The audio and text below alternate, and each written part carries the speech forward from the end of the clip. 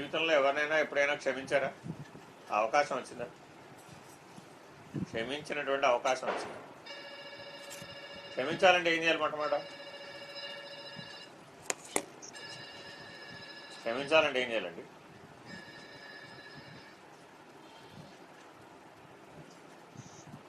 పోనీ రివర్స్ ప్రశ్న.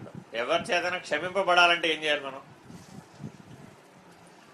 మనం ఒకరి చేత క్షమింపబడాలంటే మనం ఏం చేసి ఉండాలి? వాళ్ళకి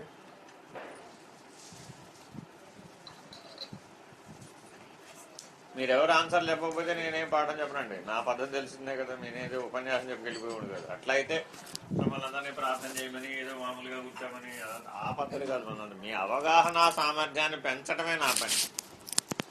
అది పెరగలేదనుకోండి, అలాగే గానిగెద్దులాగానే తిరుగుతుండవు, అంతే. మార్పు రాదు. అట్లా ఆ తెలివి అందులోనే ఉంటే ప్రయోజనం ఏమి లేదు. ఎదగాలంటే పై స్థాయి తెలివితేటలు రావాలి. పై స్థాయి తెలివితేటలు వస్తేనే ఈ తత్వజ్ఞానం అర్థం అవుతుంది. లేకపోతే మీరు ఎంతకాలం బద్దలు కొట్టుకున్నా ఆ పంచీకరణ 5, 5, 25 అంతే ఉంటుంది. అర్థమైందా? లక్షల సంవత్సరాల నుంచి బోధించినప్పుడు వేదవ్యాసులు చెప్పినప్పటి నుంచి 5, 5, 25 అంతే ఉంది. ఆ పాఠాల్లో ఏం మార్పు రాలే. వేదాంత పాఠాల్లో ఏ మార్పు ఉండదు, అవే ఉంటాయి. ఉపనిషత్తులు చెప్పిన కాలం నుంచి ఇప్పటివరకు అయ్యే ఉన్నాయి, ఏం మార్పులు చేయలే. అర్థమైనా? అది తెలివితేటలు ఎవరికి మారాలి? మనమే మారాలి. మారాలంటే ఇట్లా ప్రశ్నలు వేసుకోవాలి. నేను ఎప్పుడైనా జీవితంలో ఎవరైనా క్షమించానా, లేదా ఎవరి చేతైనా క్షమించబడ్డానా? ఈ 2 కాన్సిక్వెన్సెస్ జీవితంలో అనుభూతిలో ఉండాలి. ఎందుకు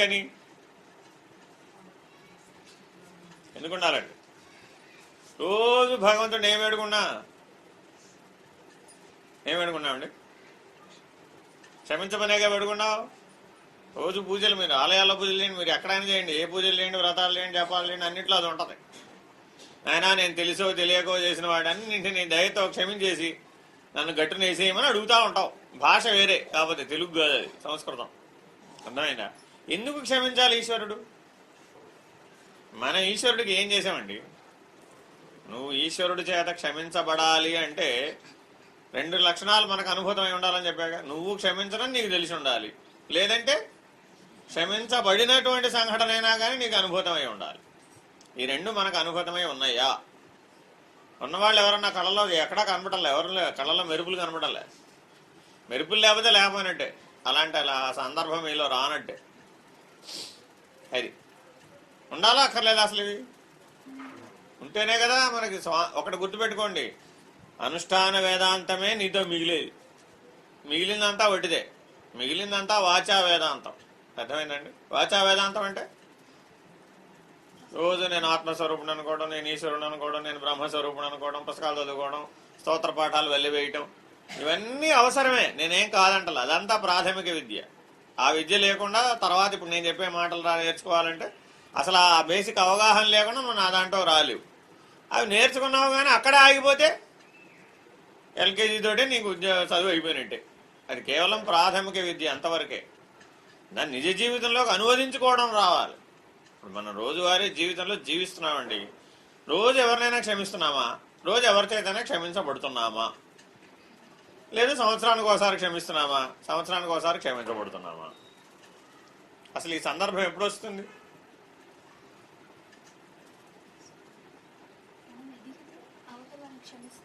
అండి, మనం ఎదిగితే వాడిని క్షమిస్తాం.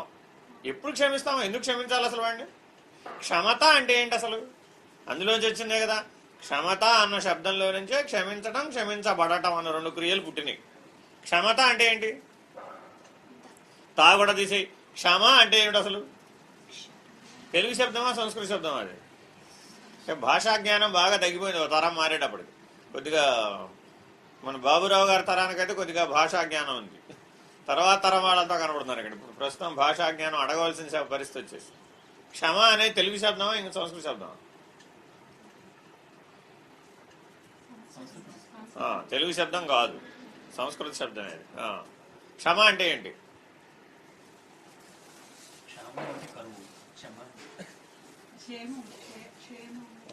క్షేమము, క్షామము, క్షమ బానే ఉంది. క్షకారం మీద పదాలు బాగానే వచ్చాయి. కానీ క్షమ అంటే ఏమిటి?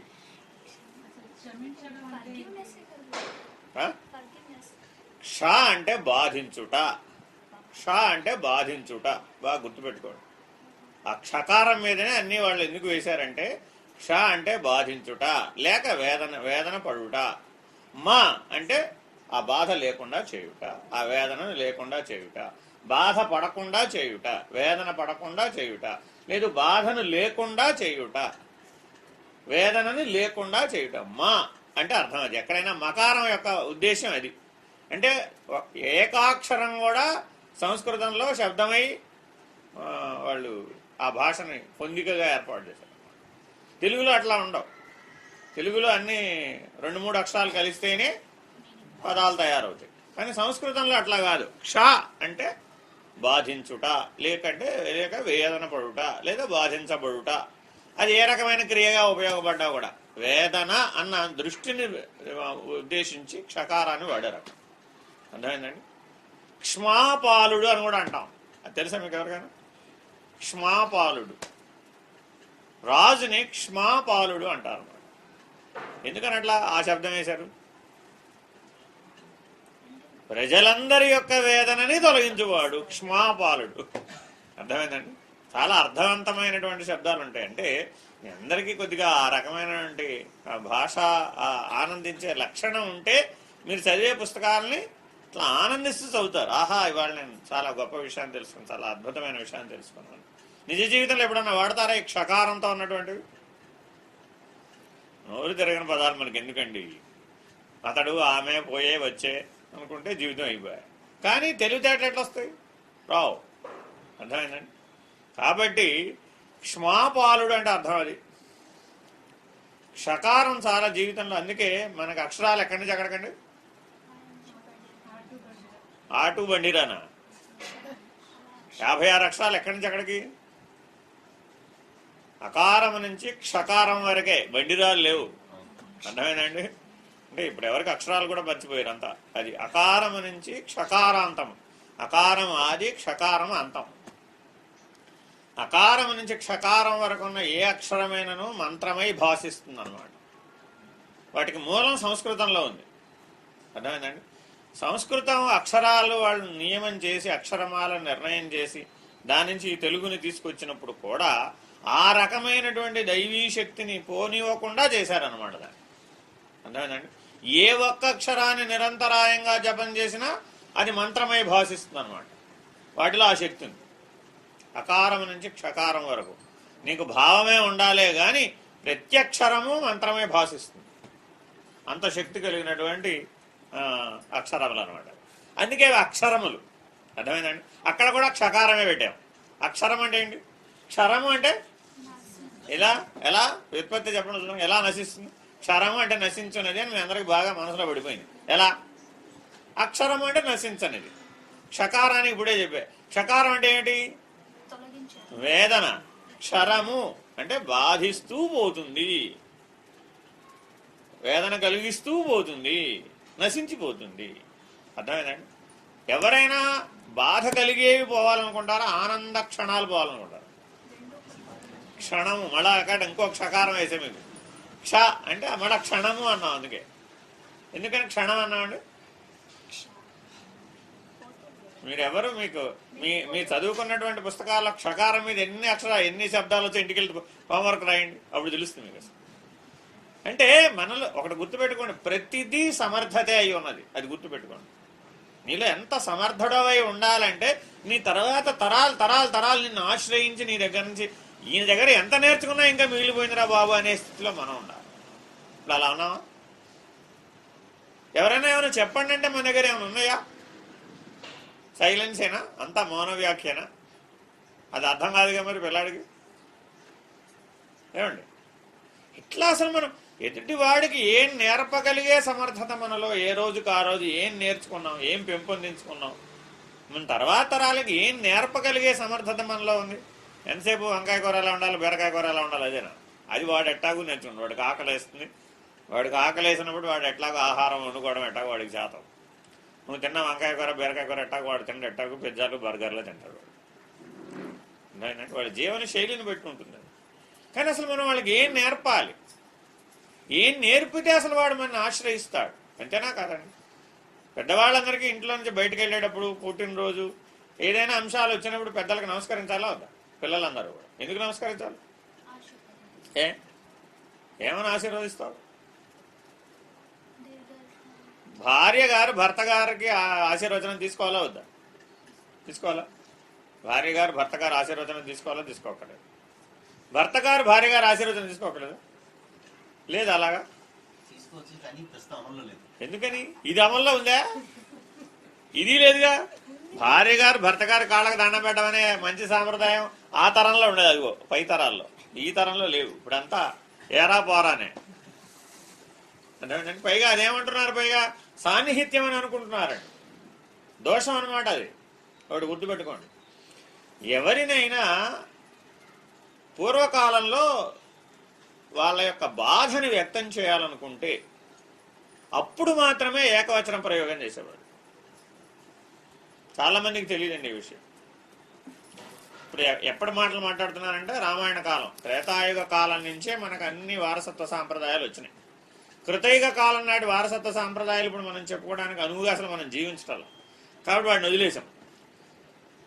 శ్రీరామచంద్రమూర్తి కాలం నుంచి కూడా ఒకరినొకరు పరస్పరం గౌరవించుకుని మాట్లాడుకునే ధోరణిని రామాయణం మనకు నేర్పిందన్నమాట. ఏరా పోరా లేదు. తండ్రి అయినా కొడుకైనా ఏ సంబంధాలైనా సరే ఒకరినొకరు ఏకవచన ప్రయోగంలో ప్రయోగించకూడదు. ఎందుకని? ఎందుకన్నా చెప్పండి చూద్దాం. ఎందుకు పోతుంది?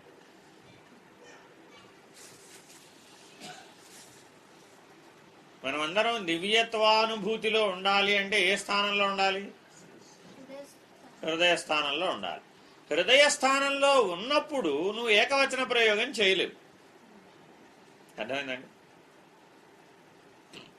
తర్వాత కాలంలో నిందాస్తుతులతో కూడినటువంటి కావ్యాలు వచ్చినాయి కలియుగ కాలంలో. అది కూడా కలియుగంలో మధ్యయుగ కాలాల్లో వచ్చినాయి అన్నమాట. ఆ నిందాస్తుతులతో నా బాధలన్నిటికీ నువ్వే కారణమని ఈశ్వరుని తిట్టడం, ఆ తర్వాత అయ్యో నిన్ను తిట్టానని మళ్ళీ ఏడవటం.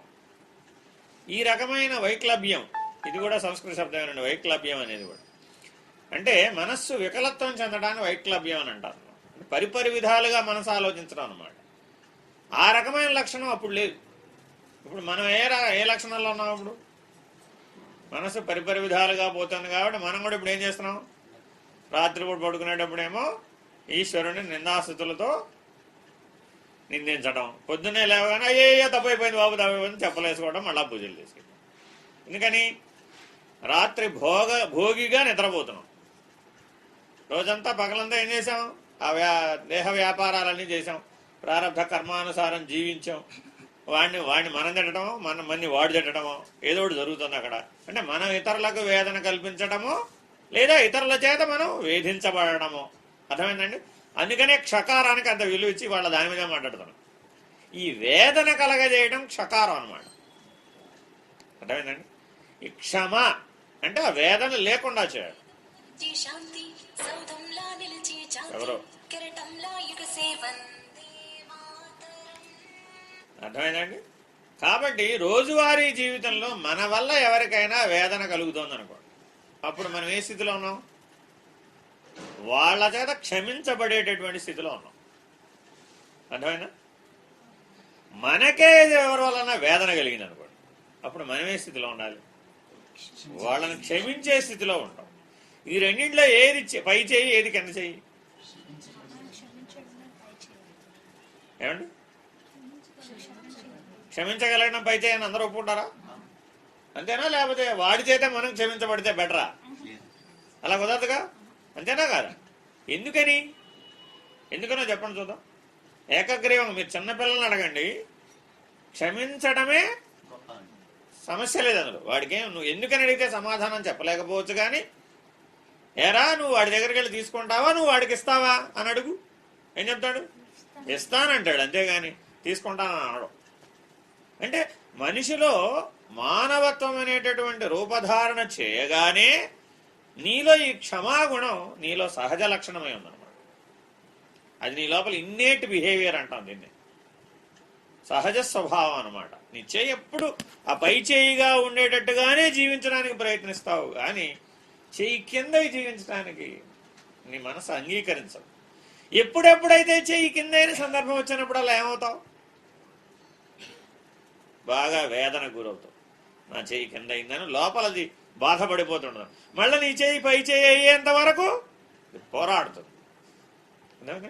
ఇది మనిషిలో ఉన్నటువంటి పురోగమన కారణం. ఇది లేకపోతే మనిషి పురోగమించడండి. అర్థమైందండి? ఇక వేదాంత విషయానికి వస్తే తత్వజ్ఞానం నేర్చుకోవాలంటే క్షమ సర్వస్వమై వరగు. అసలు అన్ని దైవీ లక్షణాలకి ఆధారభూతమైనటువంటి దైవీ లక్షణం అంటూ ఏదైనా ఒకటి ఉందంటే అది క్షమే. అసలు క్షమించడం అనేటటువంటి లక్షణం రానటువంటి వారికి మనస వాచ కర్మణ ఈ క్షమ అన్నటువంటి లక్షణం మనసులో నిరంతరాయంగా రాశీభూతమైనటువంటి క్షమాస్వరూపంగా ఏ మనిషి అయితే ఉంటాడో వాడే సాధుస్వరూపుడు. వాడికి ఈశ్వరుడికి భేదం లేదు. ఎందుకని సకల జీవులు, మనుషులే కాదు సకల జీవులు కూడా ఈశ్వరుని వేడుకుంటూ ఉంటాయి. అయ్యా నాకు తెలియక తెలిసి చేసినటువంటి పొరపాట్లు దోషాలు నన్ను దయతో క్షమించు. నువ్వెప్పుడైతే ఈ క్షమాగుణాన్ని నువ్వు ఎప్పుడైతే నీలో నిలబెట్టుకున్నావో, సర్వకాల సర్వావస్థలో ఈ క్షమ అనే లక్షణాన్ని ఎప్పుడైతే పునాదిగా పెట్టుకున్నావో అప్పుడు నువ్వేమవుతావు? ఈశ్వరుడే. ఆ ఈశ్వర లక్షణం నిన్ను ఎక్కడికి నడుపుతుందయ్యా? నీవు ఈశ్వరుడు అని తెలుసుకునేదాకా నడుపుతుంది. మరి ఇప్పుడు ఈ క్షమ ఎంత దాని విలువ అంటే, అందుకే నేను మొదటి మీకు జీవితంలో ఎంతమందికి క్షమించినటువంటి అనుభూతి ఉన్నది? లేదు క్షమించబడిన అనుభూతి, అది కూడా ఒక రకంగా మంచిదే. అంటే మనం రజోగుణ తమోగుణ ధర్మాలతో ఒక్కొక్క కాలంలో మనం అజ్ఞానయుతంగా ప్రవర్తించినప్పుడు ఏమవుతుంది? మరొక జీవులకు, ఇతర జీవులకు బాధ కలుగుతుంది, వేదన కలుగుతుంది. కలిగినప్పుడు వాళ్ళు ఏం చేస్తారు?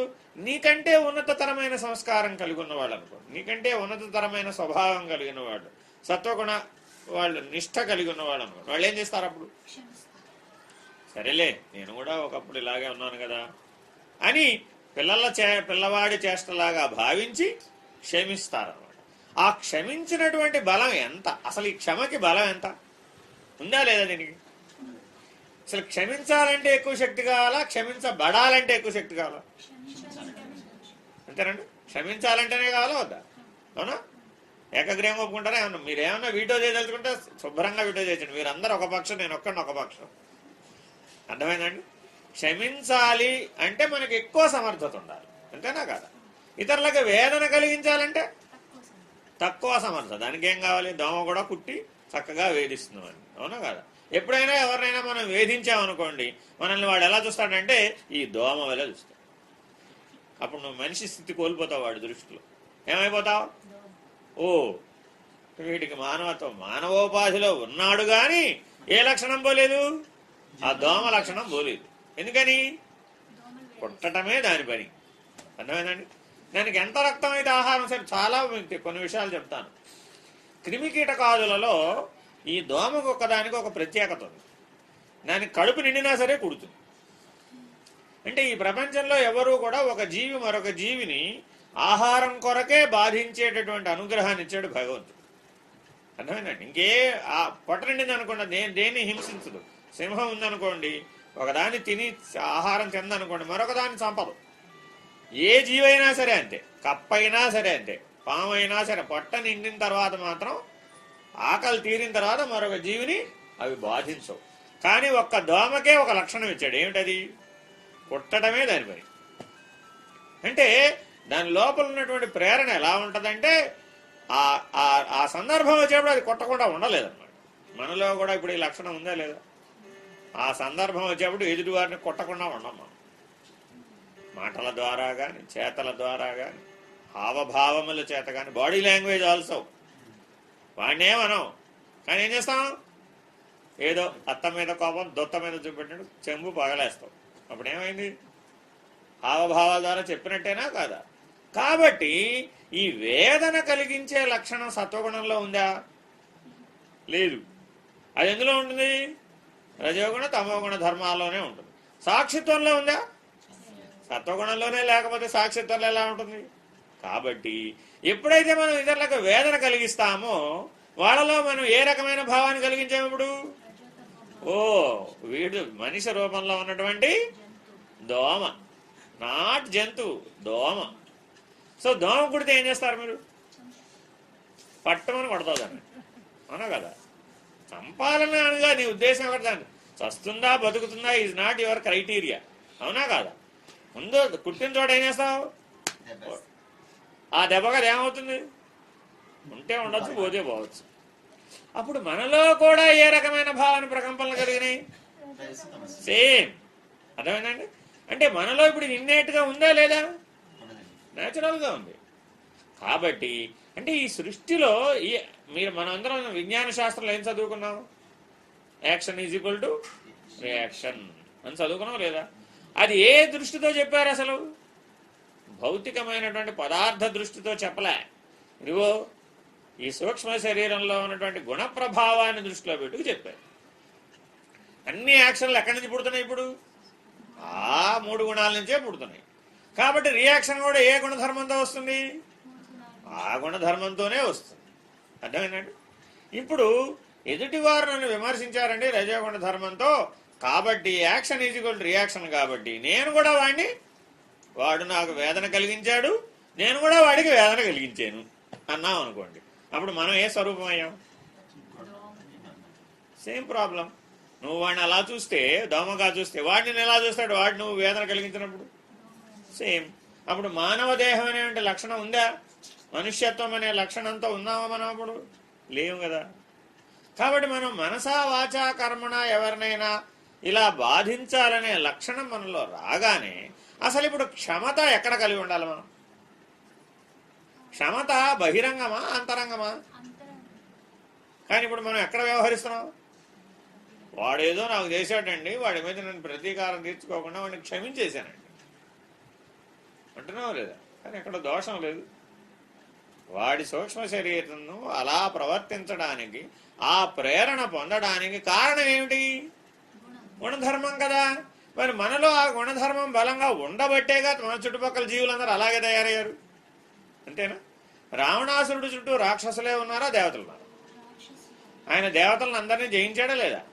తన సమర్థతతో, తన తపశ్శక్తితో రావణాసురుడు అందరినీ జయించాడు. జయించిన పెద్ద మనుషులు దేవతలందరినీ తన చుట్టూ పెట్టుకోవచ్చుగా. పెట్టుకుంటే కనీసం ఏమయ్యేవాడు? అయ్యేవాడు, సహవాస బలం వల్ల చేతైనా కానీ. కానీ తనలో ఉన్న గుణధర్మం చేత ఎవరిని పెట్టుకున్నాడు? రాక్షసులనే పెట్టుకున్నాడు. దేవతలందరినీ ఓడించి మీరు నాకు సేవకులు పోండి, అక్కడ మీ పనులు మీరు చేసి ఉండగానే నేను ఆజ్ఞ ప్రకారం పనిచేయండి అన్నాడు. కానీ సృష్టి ధర్మాన్ని చెడపట్లే. కానీ ఇవాళ మనం ఏం చేస్తున్నాం? సృష్టి ధర్మాన్ని మనం చేయనివ్వం, ఎవరి పని వాడిని చేయనివ్వం. ఏం చేస్తాం? నువ్వు అలా చేయకూడదు, ఇలా చేయాలి, నువ్వు ఇలా చేయకూడదు, అలా చేయాలి. అంటే సృష్టి ధర్మాన్ని మానవ బుద్ధికి అనుగుణంగా మార్చడం మొదలుపెట్టాం. ఏమైనప్పుడు దానివల్ల తమోగుణ ధర్మం కూడా గాఢమైన తమోగుణ ధర్మంగా మారిపోయి మేలుకొనే అవకాశం లేకుండా పోయి, ఈ క్షమత అనే అంశం మేలుకొనే అవకాశం లేదు. ఎప్పుడు మేల్కొండదు? అథవా మేల్కొన్నా కూడా కొండ పగలేసినాక శాంతం వాడి బుర్రో వీడి బుర్రో బదులైనాక వాడికి వీడికి ఇద్దరికి దుఃఖాలు వచ్చేసి, పెను సమస్యలు వచ్చేసి, పెను ప్రమాదాలు వచ్చేసి, చివరికి ఇద్దరి జీవితాల్లో ఏదో ఒక జీవితం ఆగిపోయే దశకు వచ్చేసి నువ్వు శుంఠ అంటే నువ్వు శుంఠ అనుకుని. అసలు మీకు ఈ శబ్దానికి అర్థం తెలుసా? శుంఠ తెలుసా? ఇప్పుడు తెలుగు శబ్దం, సంస్కృత శబ్దం ఎందుకు పెట్టారు అలాగా? తెలుసా మీకు? అసలు దానికి అర్థం ఉందా? తెలుసా లేదా ఈ పదం మీకు? కానీ మీరు ఎవరు ప్రయత్నం చేయడం లేదండి. నేను మీ అందరిని అడిగేది అదే. నేను ఎప్పుడు వచ్చినా మిమ్మల్ని అందరిని అడిగే, నేను ఎప్పుడో సంవత్సరానికి ఒకసారి వస్తా, 6 నెలలకు ఒకసారి వచ్చినప్పుడు మీరు 6 నెలల్లో సంవత్సరంలో ఏం అధ్యయనం చేశారు, ఏం కొత్త తెలివితేటలు వచ్చాయి, మీరేం నన్ను ప్రశ్నలు అడగలుగుతారు, పోయి నేనేం అడిగితే మీరేం చెప్తారని చూస్తాం. కానీ మీరు ప్రతిసారి ఒక తీరుగానే ఉన్నారు, ఎదగడం లేదు. మీరు ఎప్పుడైనా నన్ను టకటకా ప్రశ్నలతో వేయగలుగుతారేమో అని చూస్తా. అబ్బే, నేనే మిమ్మల్ని ప్రశ్నలు వేయడమే తప్ప మీరందరూ నన్ను ప్రశ్నలు వేసే స్థాయికి ఎదగడం లేదండి. 1:2 ఇక్కడ ఎంతమంది ఉన్నామండి? 20 మంది ఉన్నారు కదా. మేము మీలాగా సాధకులమే కదా, మీరు మాలాగా సాధకులు. మీ సాధనలో, మీ అధ్యయనంలో మీరు ఒక 6 నెలల్లో, ఒక సంవత్సరం పాటు నన్ను చూడడానికి టైం వచ్చినప్పుడు ఈ కాలంలో మీరు ఏం అధ్యయనం చేశారు, ఏం ప్రశ్నలతో వస్తారని నేను చూస్తాను. అంతే కదా? లేకపోతే నాతో పని ఉందా మీకు ఏమన్నా? No use. అంతేనా కాదు? కాబట్టి మీరు ఎప్పుడైనా సరే నాతో మాట్లాడాలంటే, నా క్లాస్కి రావాలంటే, లేదంటే నాతో ఏదైనా మీకు ప్రయోజనం ఉండాలి అంటే మీరు అధ్యయనం చేసినటువంటి హిమాలయ మిస్ అయిపోయిందేమో అనుకున్నా, మేడ్చల్లో ఉందనుకున్నా. అట్లా అలా లేరనుకోండి, మీరు రెడీ అయి రాలేదనుకోండి, నా వల్ల మీకు పెద్ద ప్రయోజనం ఏముండదు. ఈ శుంఠ అంటే అర్థం ఏమిటంటే ఠకార శబ్దం ఎక్కడెక్కడ వాడతాం? ఇప్పుడే నేనే చెప్తాం. పోనీ ఈ ఠకార శబ్దంతో మాటలు చెప్పండి చూద్దాం.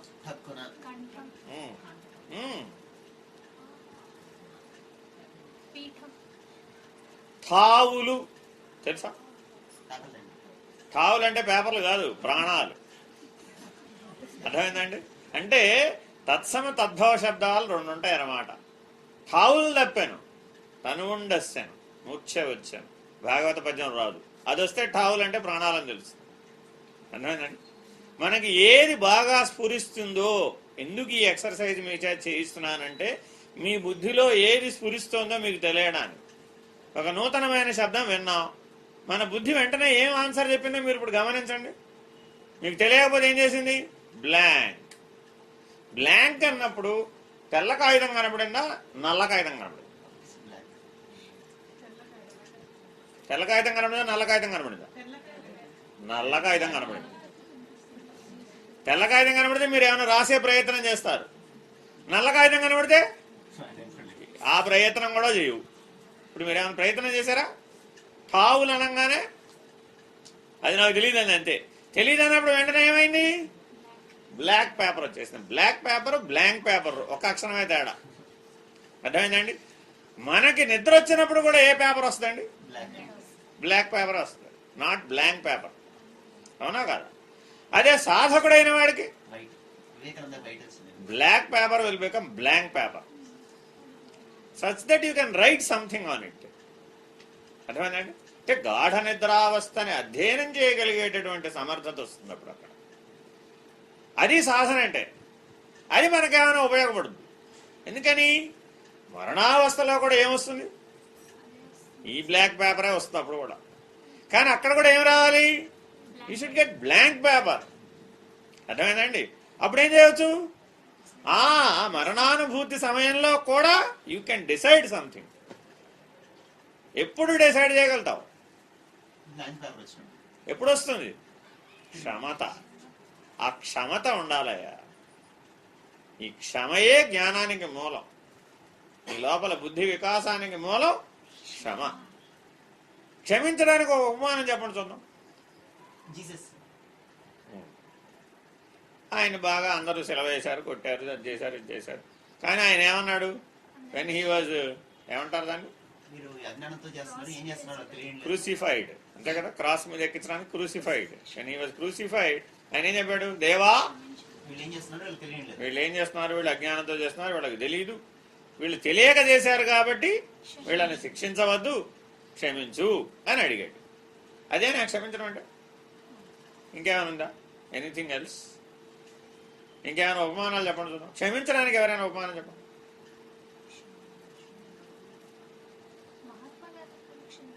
మహాత్మా గాంధీ కూడా క్షమించాడు. ఎలాగా? ఒక చెంపన కొడితే మరొక చెంపను చూపమన్నాడు ఆయన. ఎలాగా? అది కూడా క్షమే. అంటే ఆనాడు దేశభక్తితో జీవించే కాలంలో అందరినీ వాళ్ళు హింసించేవాడు. హింసని ప్రతిఘటించాలంటే తక్కువ శక్తి కావాలి, సహించాలంటే ఎక్కువ శక్తి కావాలి. అర్థం? ఈ హింసని ప్రతిఘటించాలంటే తక్కువ శక్తి కావాలి, ఎక్కువ అదే సహించాలంటే ఎందుకు? వై?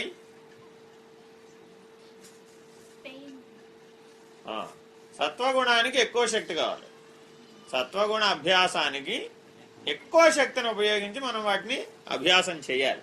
చేస్తే ఏమిటి ప్రయోజనం?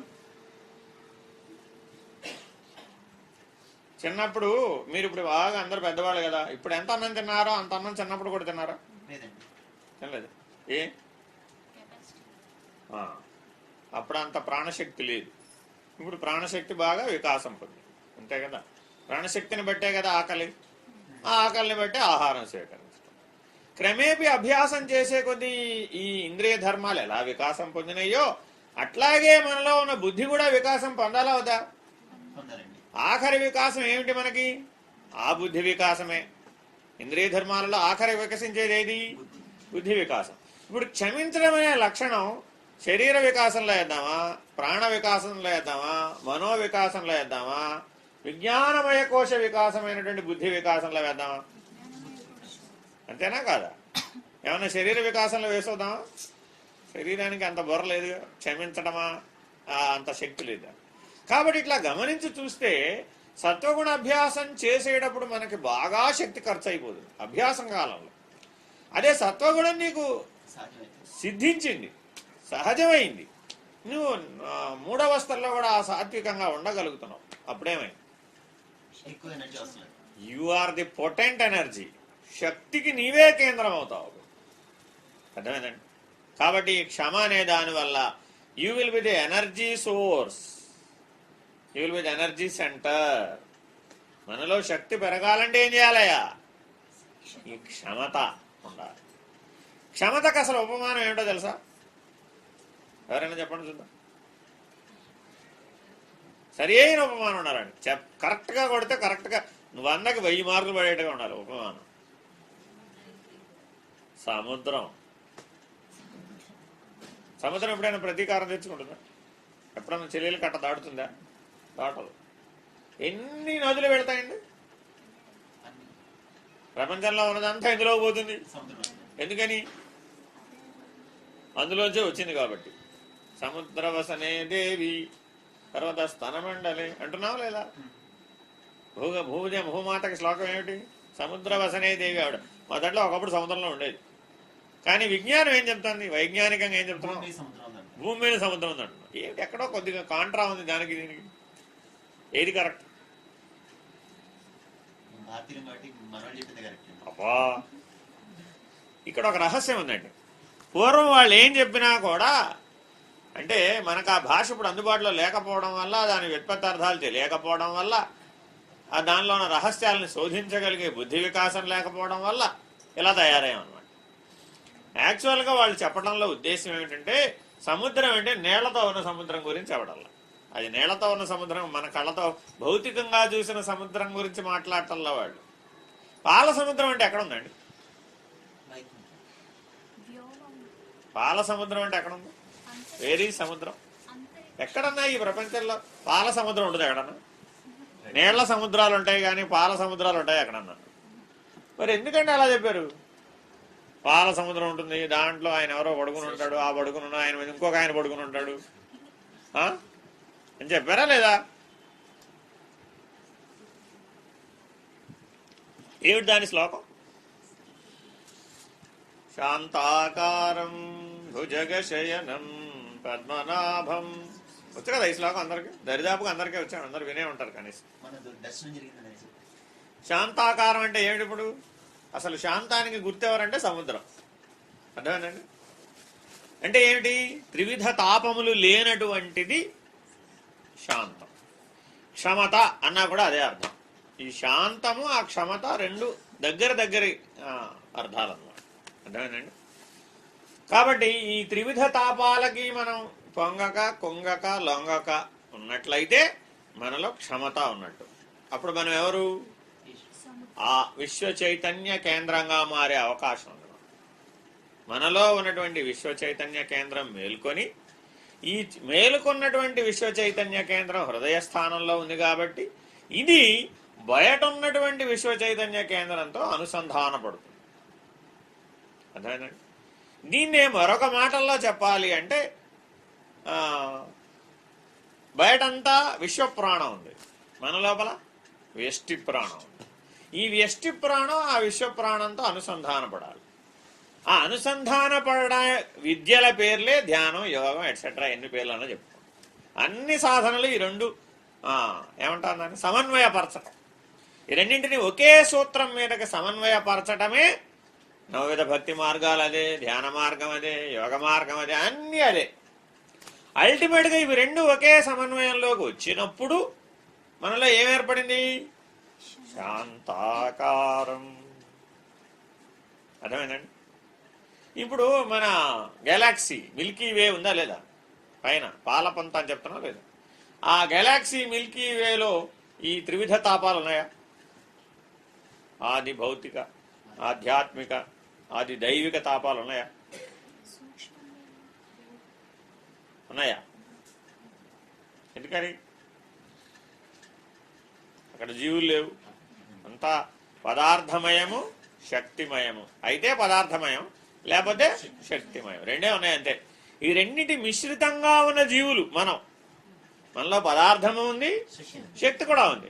రెండు ఒక ప్రపోర్షన్లో బ్యాలెన్స్ అయింది కాబట్టి మనం ఇట్లా ఆకారంతో కనబడుతున్నాం. ఈ రెండిట్లో శక్తి యొక్క ప్రభావం పెరిగిపోయింది అనుకోండి, ఏమవుతుంది? పదార్థ విస్ఫోటనం జరుగుతుంది. అర్థమైందండి? శక్తి యొక్క బలం పెరిగితే ఏమవుతుంది?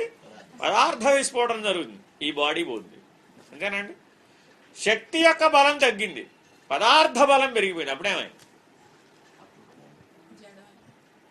అప్పుడేమయ్యాం? వికలాంగులయ్యాం. ఉన్నాయి కానీ పని చేయవు. అర్థమైందండి? అన్నీ ఉన్నాయి కానీ అవి పని చేయవు. కారణం ఏంటి? శక్తి యొక్క బలం తగ్గింది, పదార్థ బలం పెరిగింది. ఈ రెండు ఒక సమతౌల్యంలో ఉన్నాయి. ఇప్పుడు మనలో ఉన్నాయా లేవా? ఉన్నాయి కాబట్టే శుభ్రంగా తింటున్నావు, శుభ్రంగా గుండ్రాయి తిని మర్నాటికల్లా హరించుకుంటున్నావు. అవునా కదా? బోల్డ్ మందులు వేసుకుంటే కానీ నాలాగా అరగని వాళ్ళు బోల్డ్ మంది లేరా? ఉన్నారా లేరా? డాక్టర్ దగ్గరికి వెళ్ళి ఏమండి ఆ ప్రాబ్లం అండి, ఏమండి ఈ ప్రాబ్లం అండి, ఏమండి దానికి మందండి, దీనికి మందండి, అట్లా వేసుకునే వాళ్ళు ఉన్నారా లేరా? మరి ఏమి లేకుండా శుభ్రంగా భోజనం చేసి మర్నాటికల్లా శుభ్రంగా అన్ని అరిగించుకునే శక్తి మనలో ఉందంటే అది శక్తేనా కాదా?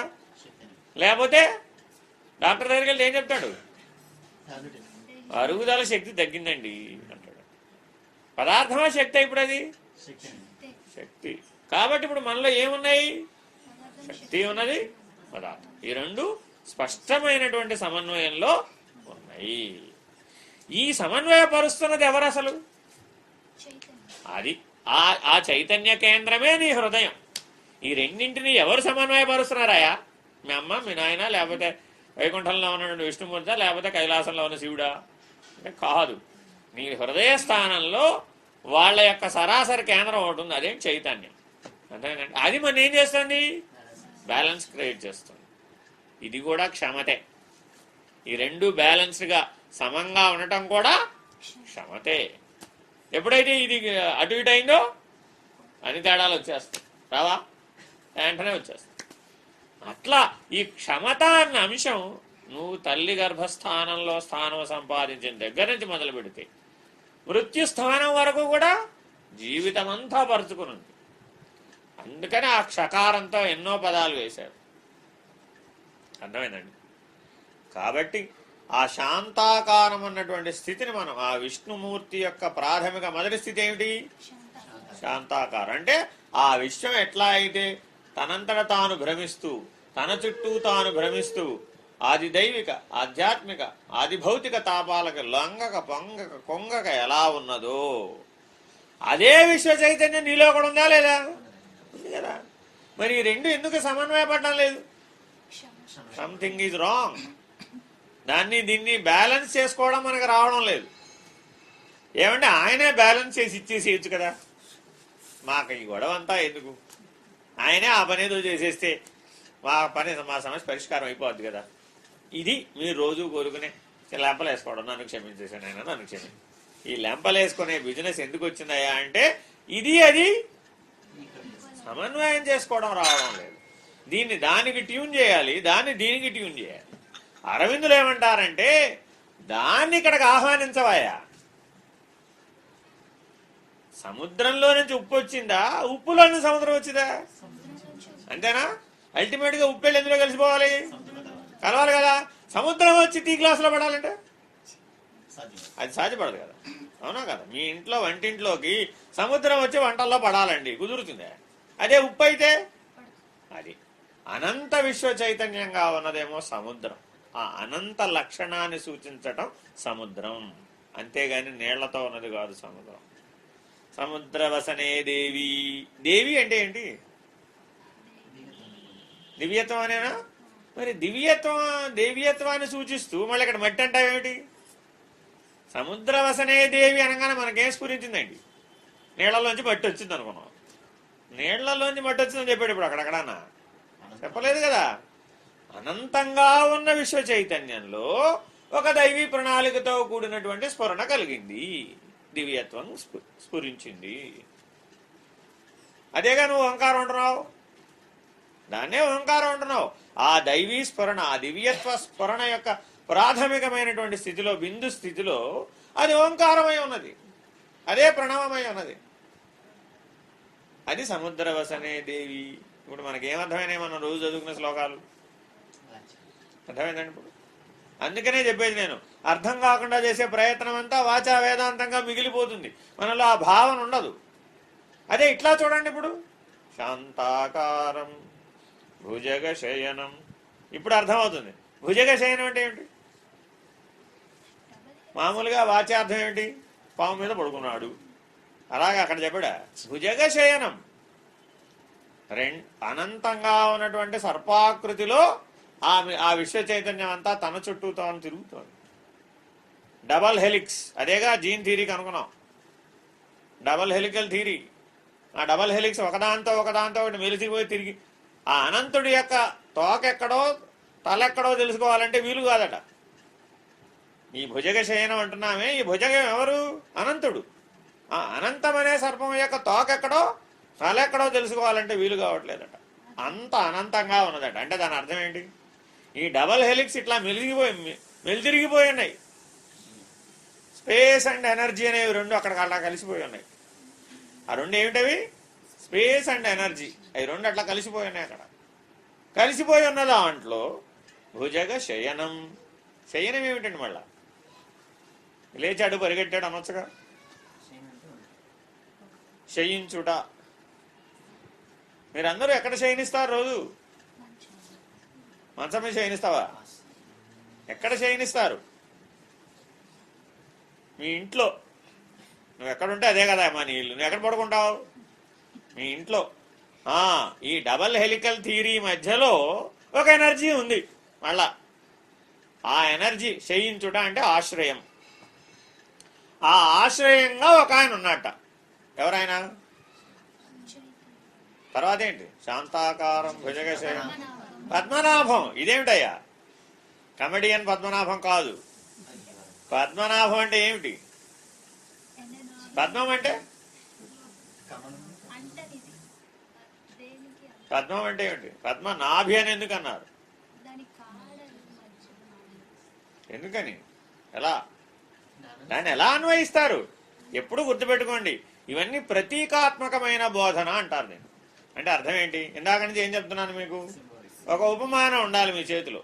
ఈ ఉపమానంలో నుంచి ఒక లక్షణాన్ని ఏరాలి. మనం ఏరినప్పుడు ఏమవుతుంది? ఈ లక్షణం దృష్ట్యా ప్రపంచాన్ని చూడడం వస్తుంది, ఈ లక్షణం దృష్ట్యా సృష్టిని అధ్యయనం చేయడం వస్తుంది, ఈ లక్షణం దృష్ట్యా నీ జనన మరణాలను అధ్యయనం చేయడం వస్తుంది. అప్పుడు నీలో ఏమైంది? ఆ లక్షణం స్థిరపడింది. లక్షణం ఎప్పుడైతే స్థిరపడిందో నీకు జ్ఞానం వస్తుంది. అంతేగాని మిగిలిన అంశాలను పట్టుకుంటే రాదు. అర్థమైందండి? ఇప్పుడు క్షమ అనేది లక్షణమా, పదార్థమా, శక్తి? లక్షణం. అది పదార్థము కాదు, శక్తి కాదు. అర్థమైంది? సాక్షిత్వం లక్షణమా, పదార్థమా, శక్తి? లక్షణం. అలాగే మనం చేయగా ప్రయత్నం చేయగా, నువ్వు భక్తి మార్గంలో ప్రయత్నం చేయి, కర్మ మార్గంలో ప్రయత్నం చేయి, యోగ మార్గంలో ప్రయత్నం చేయి, అల్టిమేట్ రిజల్ట్ నీకు ఎక్కడికి రావాలి? నువ్వు ఈ క్షమత అన్న స్థితికి రావాలి, ఆ సాక్షిత్వం అనే స్థితికి రావాలి. అప్పుడు మాత్రమే నువ్వు ఆ విశ్వ చైతన్యం అంటే ఏమిటో, ఈ వ్యక్తి చైతన్యం, వ్యష్టి చైతన్యం అంటే ఏమిటో అనుభూతమయ్యి ఈ రెండు ఒక్కటే అనే స్ఫురణ కలగడమే ఆత్మసాక్షాత్కార జ్ఞానం అంటే. వేరేం లేదు. ఈ రెండు సింక్రనైజ్ అయ్యి ఒక్కసారి అలా టచ్ అయినప్పుడు ఏమవుతుంది? రెండు మేఘాలు ఇట్లా కొట్టుకున్నాయండి, ఏమవుతుంది? మెరుపు వస్తుంది. అర్థమైందండి? అట్లాగే మన చుట్టూ ఉన్నటువంటి అనంతమైనటువంటి చైతన్యము, మనలో ఉన్న వ్యష్టి చైతన్యము ఒకే సూత్రం మీదకి ఎప్పుడైతే వచ్చేసినాయో ఈ రెండు ఒకేసారి నీకు స్ఫురిస్తుంది అనమాట. ఇది ఒక్కటే అన్న స్ఫురణ కలుగుతుంది. ఆ స్ఫురణ కలగడమే ఆత్మసాక్షాత్కార జ్ఞానం అంటే. ఆ దృష్టి వచ్చేస్తుంది అప్పుడు నీకు, మరే ఇంకెప్పుడు అదే కనబడుతుంది నీకు. అర్థమైందండి? అవునా కాదు? నీకు రోజువారీ ఇప్పుడు జీవితంలో బజార్లో వెళ్తున్నావండి, నీ లోపల ఒకటి ఆసక్తి పనిచేస్తూ ఉంటుంది. ఏం చేస్తావు? ఎన్నన్నా కనపడి అదే వెతుకుతుంటాం. అంటే అవునా కదా? అక్కడ కూడా అంతే. ఈ ఆత్మసాక్షాత్కార జ్ఞానం అనే వికాసం వచ్చేసేటప్పటికి బుద్ధి అడుదిరిగిపోతుంది. అడుదిరిగిపోయి ఆ దృష్టితోనే చూస్తుంది. ఎక్కడైనా సరే ఈ సాక్షిత్వం ఉందా లేదా, ఆ సాక్షిత్వ దృష్టితోనే చూస్తుంది. అన్యాన్ని ఏం చేస్తుందంటే ఇది నాకు అవసరం లేదు. ఇప్పుడు మీరేం చేస్తున్నారు? ఏదో ఒక ఆసక్తి కలిగిన అంశాన్ని పట్టుకున్నాం. మిగిలిన వాడిని ఏం చేసావు? ఇదే అభ్యాసాన్ని అక్కడ కూడా చేస్తాం. కానీ నేను ఆత్మస్వరూపుడనే అనుభూతితో చేస్తాం. ఇందాకంటే నేను అనుభూతి అని ఎందుకు అంటున్నానంటే, ఇందుకు క్షమించబడిన అనుభూతి ఉందా మనకి? క్షమించిన అనుభూతి ఉందా? ఈ రెంట్లో మనలో ఏది బలంగా పనిచేస్తుందండి? క్షమించబడటమా, క్షమించడమా? క్షమించినప్పుడు నీలో సాత్విక అతిశయం వస్తుందన్నమాట. ఆ సత్వగుణాధిక్యం కలుగుతుంది. తద్వారా నీకొక వికాసం వస్తుంది బుద్ధికి. అంతకంటే తక్కువ స్థాయి వేదనలు ఏమొచ్చినా సరే నేనేం చేయలేదు. అర్థమైందండి? భక్తులందరికీ బాగా కఠిన పరీక్షలు వచ్చినట్టుగా మనకు పురాణాలను కథలు చెప్తున్నాయి కదా. ఎందుకు? ఇదే ఈ సత్వగుణాధిక్యాన్ని పెంచాలనే ఆ జీవనం అంతా అట్లా ఈశ్వర కృపగా, ప్రకృతి వరప్రసాదంగా. అమ్మదయ అంటే ఇదే. చాలా మందికి తెలియదు. అమ్మదయ ఉంటే అంతా అయిపోతుంది, అమ్మదయ ఉంటే అంతా అయిపోతుంది. అమ్మదయ ఉంటే ఏమవుతుంది? మనలో కష్టం కాదు, అది క్షమత పెరుగుతుంది అనమాట. ఆ క్షమాశీలత పెరుగుతుంది. ఎంతగా పెరుగుతుందయ్యా అంటే దాని ముందు మరణం చిన్నదైపోతుంది. అది ఎంతగా పెరగాలంటే మరణం, ఆ మరణ వేదన అనేది అతి చిన్నదైపోతుంది అనమాట. అర్థమేనండి? మీరందరూ ఇక్కడ చాలామంది తల్లులు ఉన్నారు, సిజేరియన్ అయిన తల్లులు ఉన్నారు. ఆ ప్రసవ వేదనాభరితమేనా కాదా? అవునా కాదా? మీ పిల్లలు మిమ్మల్ని బాధిస్తుంటారా లేదా? చిన్నప్పుడు, పెద్దవాళ్ళైన తర్వాత బాధించడం వేరే విషయం. చిన్నప్పుడు బాధిస్తుంటారా లేదా? వాడు బాధించినప్పుడల్లా ఏం చెప్తుంటావు? ఓ నిన్ను కన్నప్పుడే బోల్డ్ వేదన పడ్డానరా బాబు, ఇప్పుడే ఉంది, ఇప్పుడు అన్నీ సరేలే కానీ ఇవన్నీ చిన్న చిన్నవి వాటి ముందు అంటాం. అవునా కదా? ఎందుకని? ఆ క్షమాశీలత అక్కడ వచ్చేసింది నీకు అక్కడ. అందువల్ల నువ్వు మాతృదేవతవయ్యావు. వేదనాభరితమై ఉన్నప్పటికీ కూడా నువ్వు మరొక జీవికి ఆధారభూతం అవ్వాలనే క్షమత నీలో పనిచేసింది. తద్వారా నువ్వు మాతృదేవతవయ్యావు. అప్పుడు నేను 64,000 మాతృకాగణాలు నేను ఆశ్రయించినాయి. తద్వారా నీలో ఆ దివ్యత్వం ఆవిష్కారమైంది. తద్వారా ఆ జీవికి నువ్వు జన్మనిచ్చావు. ఈ సత్యాన్ని మనం అనుభూతిలో ఆనాడే తెలుసుకుని ఉన్నట్లయితే మీ అందరిలో కూడా ఇచ్ఛాక్రియా జ్ఞానశక్తులన్నీ పనిచేసి ఆదిశక్తి స్వరూపాలుగా మీకు దివ్యత్వం అనుభూతం అయి ఉండేది. నిజానికి వివాహ వ్యవస్థ అందుకోసం ఏర్పాటు చేయబడింది. అర్థమైందండి? ఆడవాళ్ళకి మాతృత్వాన్ని మించిన వరం లేదని చెబుతుంది ఎప్పుడు కూడా. అమ్మ అనిపించుకొనుట కంటే స్త్రీమూర్తికి గౌరవం లేదు. ఎందుకు గౌరవం లేదు? ఎందుకని అలా చెప్పారు అంటే ఆ దైవీ లక్షణాలను అప్పుడు గమనించగలిగే ఆ వేదన వల్ల నీలో ఒక వికాసం వస్తుంది, ఒక బుద్ధి వికాసం ఏర్పడుతుంది. ఎంత వికాసం ఏర్పడుతుందంటే తర్వాత జీవితంలో ఏర్పడే ఏ వేదనైనా దాని ముందు తక్కువైపోతుంది. ఇక నిన్న ఇవి బాధించవు. అదే అంత పెద్ద కష్టమే పడి వాడిని కన్నానే, ఇంత చిన్న విషయం పెద్ద విషయమే అది తల్లిగా క్షమించేస్తావు. క్షమాశీలత నీకు సహజమైపోయింది. అప్పుడు దివ్యత్వం నీలో సహజమై ఉంది కదా. అది మాతృదేవత అంటే. మరి మనం అలాగే ఉన్నామా? ఆలోచిస్తూడండి.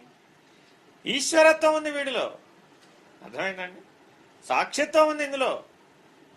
నీవేమో క్షమాశీలత వల్ల నువ్వు దివ్యత్వాన్ని సాధిస్తే, సాక్షిత్వం వల్ల పురుషుడు సాధిస్తాడు. పురుషుడిలో సహజ లక్షణం సాక్షిత్వం. ఇప్పుడు ఇద్దరిలోనూ వైక్లభ్యం వచ్చేసింది. మనసే ఎప్పుడు విషయాల చుట్టూ పరిగెడుతూ ఉంటే మనం ఏదైనా అధ్యయనం చేస్తే దాని మీద బొర పనిచేస్తుందా? ప్రయోజనం ఏముంది? కాసేపు ఉంటే అర్థమయ్యేవి కావుగా. మనం ఒక అంశాన్ని ఎంతసేపటి నుంచి అధ్యయనం చేస్తున్నాం? 2 అక్షరాల శబ్దాన్ని తీసుకున్నాం ఇవాళ, క్షమ అన్న అంశాన్ని. దాన్ని చాలా జాగ్రత్తగా అధ్యయనం చేయాలి. అనేక గ్రంథాలలో దానికి సంబంధించినటువంటి లక్షణాలను ఎలా చెప్పారు, ఆయా మహనీయుడు దాన్ని ఎట్లా జీవించాడు, ఆ జీవితాన్ని నా జీవితంలోకి ఎట్లా తెచ్చుకోవాలి, అప్పుడు కదా నేను సాధు పురుషుని అయ్యేది. అంతేనా కదా? ఆ జీవించకపోతే సాధుత్వం ఎట్లా వస్తుంది మనకి? వస్తుందా? కథలు చదివేస్తే వచ్చేసేటది. చిన్నప్పటి నుంచి బోర్డు చదివాగా రాలేదుగా. కాబట్టి జీవితంలో అవకాశం ఎప్పుడు వచ్చింది? నిజ జీవితంలో జీవిస్తూ ఆయా లక్షణాలైన మన జీవితంలో ప్రతిబింబించినప్పుడు, ఆ సందర్భం వచ్చినప్పుడు వాడిని క్షమించగలిగే ఉదారమైన స్వభావం ఉండాలి, ఉదాత్తమైన స్వభావం ఉండాలి, ఉదాసీనంగా ఉండే సాక్షిత్వం ఏర్పడుతుంది. ఒక్క క్షమ చూడండి మనలో ఎన్ని లక్షణాలు తెచ్చింది. ఉదార స్వభావాన్ని తెచ్చింది, ఉదాత్తమైనటువంటి వ్యక్తిత్వాన్ని తెచ్చింది, ఉదాసీనమైనటువంటి సాక్షిత్వాన్ని తెచ్చింది. అది అవసరం కాదా? క్షమ సర్వస్వమై పరగు అఖిల దైవీ గుణంబులకెళ్ళ. అన్నీ ఎన్నెన్నా చెప్పనివ్వండి శాస్త్రం దైవీ గుణాలు. ఆ దైవీ గుణాలన్నింటికీ కూడా క్షమయే. ఎందుకు గురువు గారు దైవంతో సమానం అండి? అది తల్లికి ఎట్లా క్షమాగుణం ఉంటుందో గురువుకు కూడా రాశీభూతమైనటువంటి క్షమాగుణం అది. శిష్యుడు ఎన్ని తప్పులైనా చేయని, ఎన్నిసార్లన్నా వాడు తప్పు రాయని, ఎన్నిసార్లైనా తప్పు పలకని, ఎన్నిసార్లైనా తప్పుగా చేయని ఏం చేస్తూ ఉంటాడు? అపారమైన కరుణా స్వభావి. అర్థమైందండి? దానివల్ల ఆయనకేదో ఒరుగుతుందని ఆయన ఏం చేయడు. అక్కడ తల్లి అయినా ఇంకేమైనా అపేక్ష కలిగి చేయవచ్చేమో కానీ గురువుకి అపేక్షాశూన్యం. వాటికి అపేక్ష లేదు. అపేక్ష ఉన్నవాడు గురువుగా పనికిరాడు. ఇది గుర్తుపెట్టుకోండి. బోధించే వాళ్ళందరూ మీలో ఏ మూలైనా సరే, ఏ క్వశ్చన్లో అయినా సరే అపేక్ష కనుక మిగిలిందంటే మీరు ఆ సద్గురు స్ఫూర్తిని అందుకోలేదు. అపేక్షాశూన్యంగా ఉండాలన్నమాట గురువు ఎప్పుడు కూడా. అప్పుడు మాత్రమే నువ్వు ఆ స్ఫూర్తిలో నిలబడగలుగుతావు. అప్పుడు మాత్రమే నీలో నుంచి ఆ సద్గురు సత్తా ధారా ప్రవాహంగా పనిచేస్తుంది. నీకు గనక అపేక్ష కనుక ఉందంటే అది అట్లా అడ్డు వచ్చేస్తుంది. నువ్వు ఆ సద్గురు స్థితిలో ఉండలేవు. ఆ సత్తా నీ నుంచి ప్రవహింప చేయలేవు. ఎట్లా అయితే ఒక విద్యుత్ వాహకం పనిచేయాలి అంటే ఏ అడ్డంకులు లేకుండా విద్యుత్ ప్రసారం జరగాలో ఇది కూడా అంతే. ఆ విశ్వ చైతన్య ప్రసారం నీ వ్యష్టి చైతన్యం ద్వారా బహిర్గతం అవ్వాలి, వ్యక్తిగా వ్యక్తం అవ్వాలి. అలాంటి మురళి వలె అవ్వాలి. అందుకనేగా మురళి సాధకుడికి ఎప్పుడు మురళి ఆదర్శం. 9 రంధ్రాలు ఉంటాయి దానికి కూడా. పైనుంచి కనుక అంతా బోలు గొట్టం ఏం అడ్డం ఉండదు. అప్పుడే ఇటు పక్క ఊరింది ఆ చివరికి మురళీ నాదంగా వ్యక్తం అవుతుంది. అట్లాగే ఆ అనంత విశ్వ చైతన్యాన్ని ఈ 9 తొరల బొర్రలో నుంచి వ్యక్తం చేయాలి. ఈ దేహమే మురళి. అది ఖాళీగా ఉంటేనే, అపేక్షాశూన్యంగా ఉంటేనే శ్రీకృష్ణ పరమాత్మ చేతిలో పనిముట్టుగా పనిచేసేది అది. ఆయన మురళిని ఉపయోగించే అందరినీ సమ్మోహనం చేశాడు. ఆ మురళీగానం వలనే సమస్త జీవులు ఆయన వశమైపోయింది. మరి అట్లా పనిముట్టుగా ఉన్నామా మనం? అట్లా ఉన్నప్పుడు మనం ఏమై ఉన్నాం? ఆయనకి మనకి భేదం ఎక్కడం? అభేద స్థితిగా దగ్గరగా ఉన్నాం కాలేదు. కృష్ణుడు దేన్నైనా విడిచిపెట్టాడు కానీ చక్రాయుధాన్ని ఆయన యొక్క విష్ణుమూర్తిగా ఉన్నప్పుడు ధరించిన ఆయుధాలను కూడా వదిలేశాడు. శ్రీకృష్ణుడిగా అవతారంలో ఉన్నంతకాలం దేని పక్కన పెట్టుకున్నాడు? కాబట్టి పరమాత్మకు అతి దగ్గర అవ్వాలంటే మనకి ఏ సాధన స్వీకరించాలి? ఇప్పుడు ఆ విశ్వ చైతన్యం నా నుంచి పూర్ణంగా వ్యక్తమయ్యేటటువంటి స్థితిలో నేను జీవిస్తున్నానా? నా చేష్ట, నా కనురెప్పల కదలిక సైతం ఆ చైతన్య కేంద్రాలుగా ఉండాలి. సద్గురుమూర్తి యొక్క కృపా కటాక్ష వీక్షణం, వారి యొక్క దర్శనం పుణ్యం, స్పర్శనం పాపనాశనం అంటున్నాం లేదా? ఎలా అవి ఎలా చేయగలుగుతాయి అంటే ఆయన ఇలా ఉన్నాడు కాబట్టి. అనంత విశ్వ చైతన్యము ఆయన యందు మూర్తిభవించి ఆయన యొక్క నవద్వారముల ద్వారా అవి బహిర్గతం అవుతుంది. వ్యక్తం అవుతుంది. ఆ విశ్వ చైతన్య ప్రభావం చేత ఎవరెవరైతే దాంట్లోకి లోబడ్డారో, ఆశ్రయించారో వాళ్ళలో అంతా అది పరిణామాన్ని తీసుకొచ్చేస్తుంది. ఒక్కసారి ఆయన అలా చూశారండి, నేను మారిపోయాను అన్న వాళ్ళు కోకొల్లలు ఉన్నారు. మహానుభావుల యొక్క దర్శనానికి వెళ్ళి ఆయన అలా నఖశిఖ పర్యంతం అలా ఒకసారి చూశారండి, అంతే. అంతటితో నేను మారిపోయాను. అంతటి మహానుభావులు సద్గురువులు అంటే మరి వాళ్ళు ఎటువంటి వారు? ఎంతటి క్షమత కలిగినటువంటి వారు? ఎటువంటి సింక్రనైజేషన్ ఉంది ఇప్పుడు వారికి విశ్వ చైతన్యానికి? వారు మనలాంటి ఈయన సప్తధాతువులతో కూడిన దేహాన్నేగా ధరించింది. మరి అటువంటి మహానుభావులు ఎంతోమంది ఈ భారతదేశంలో ఉన్నారు. మనం వారిని ఆశ్రయించి ఏ రకమైన జీవితాన్ని గడుపుతున్నాం? ఈ ప్రతిరోజు మనం గాఢ నిద్రావస్థలోకి వెళ్లే లోపల ఈ 3 అవస్థలలో ఈ రోజులో నేను ఈ విశ్వ చైతన్యాన్ని ఏ రకంగా నేను ట్యూన్ అయ్యాను, దాన్ని ఏ రకంగా నేను ఆహ్వానించాను నాలోకి, దాన్ని ఆహ్వానిస్తే ఏమయ్యాను? నేను అదే అయ్యాను. అర్థమైందండి? నేనెళ్ళి అందులో పడాలంటే అది ఎక్కడుందో ఎట తెలుస్తుంది? ముందు దాన్ని ఏం చేయాలి? ఆహ్వానించాలి. దాన్ని ఆహ్వానిస్తే ఏనుగు వచ్చి గుడారంలో దూరిందండి, అప్పుడేమైంది? అయిపోయాను. అది సులభం కదా. గుడారం ఏనుగును ఎత్తుకుంటూ వెళ్ళింది. ఎప్పటికి అవుతుంది? ఇది అవుతుందా? ఇప్పుడు మనం ఏం చేస్తున్నాం? గుడారం ఏనుగును ఎదుగుతుంది. కాశీలో ఉందా? విశ్వేశ్వరుడు ఉన్నాడు, రామాలయంలో ఉన్నాడు, కృష్ణాలయంలో ఉన్నాడు, అమ్మారులో ఉందా, అయ్యవారిలో ఉందా, రామేశ్వరం వెళ్దామా, వివేకానందుడి దగ్గరికి వెళ్దామా, పరమహంస మార్గంలో వెళ్దామా, అరవిందుడి మార్గంలో వెళ్దామా, సత్యసాయి మార్గం, ఏది వద్దు, నమస్కారం పెట్టి తిని పడుకుందామా, ఇట్లా గుడారం ఏనుగుని వెతుకుతుంది అన్నమాట. దీనివల్ల ప్రయోజనం అవుతుంది. అవునాగా? ఎందుకని పద్మనాభం అన్నటువంటి పదాన్ని అక్కడ వేశారయ్యా అంటే, పద్మములు కుసుమ కోమలమైనటువంటి, అవునా కాదు? వాటి యొక్క లక్షణం ఏమిటి? లలితం. ముట్టుకుంటే పడిపోవడం కాదు, అదే గ్రామ్య భాష పనికిరాదు, లలితం. ఎందుకని లలితం?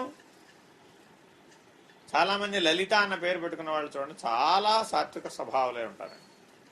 అప్పుడప్పుడు రివర్స్ కూడా ఉండవచ్చు, అది వేరే విషయం. లలితం, ఆ లలితం అన్న లక్షణం సత్వగుణాధిక్యం. మనిషి ఎప్పుడూ కూడా ఈ లలితం అనే లక్షణాన్ని పోషించుకోవాలి. సాధ్యమైనంత వరకు నీలో విషయ ప్రకోపం రాగానే మొదట పోయేది లాలిత్యం. అవునా కాదు? ఒక్కరోజు పిల్లవాడిని పెంచాలి అంటే ఎలా పెంచాలండి? 1 day ఏజ్ ఎలా పెంచాలండి? లాగి పీకి పక్కకు పడేసి, పాలు తాగడం లాగి వడ్డించి కుదరదు కదా. ఎలా డీల్ చేయాలండి ఇప్పుడు? లలితం. అంతేనా కాదు?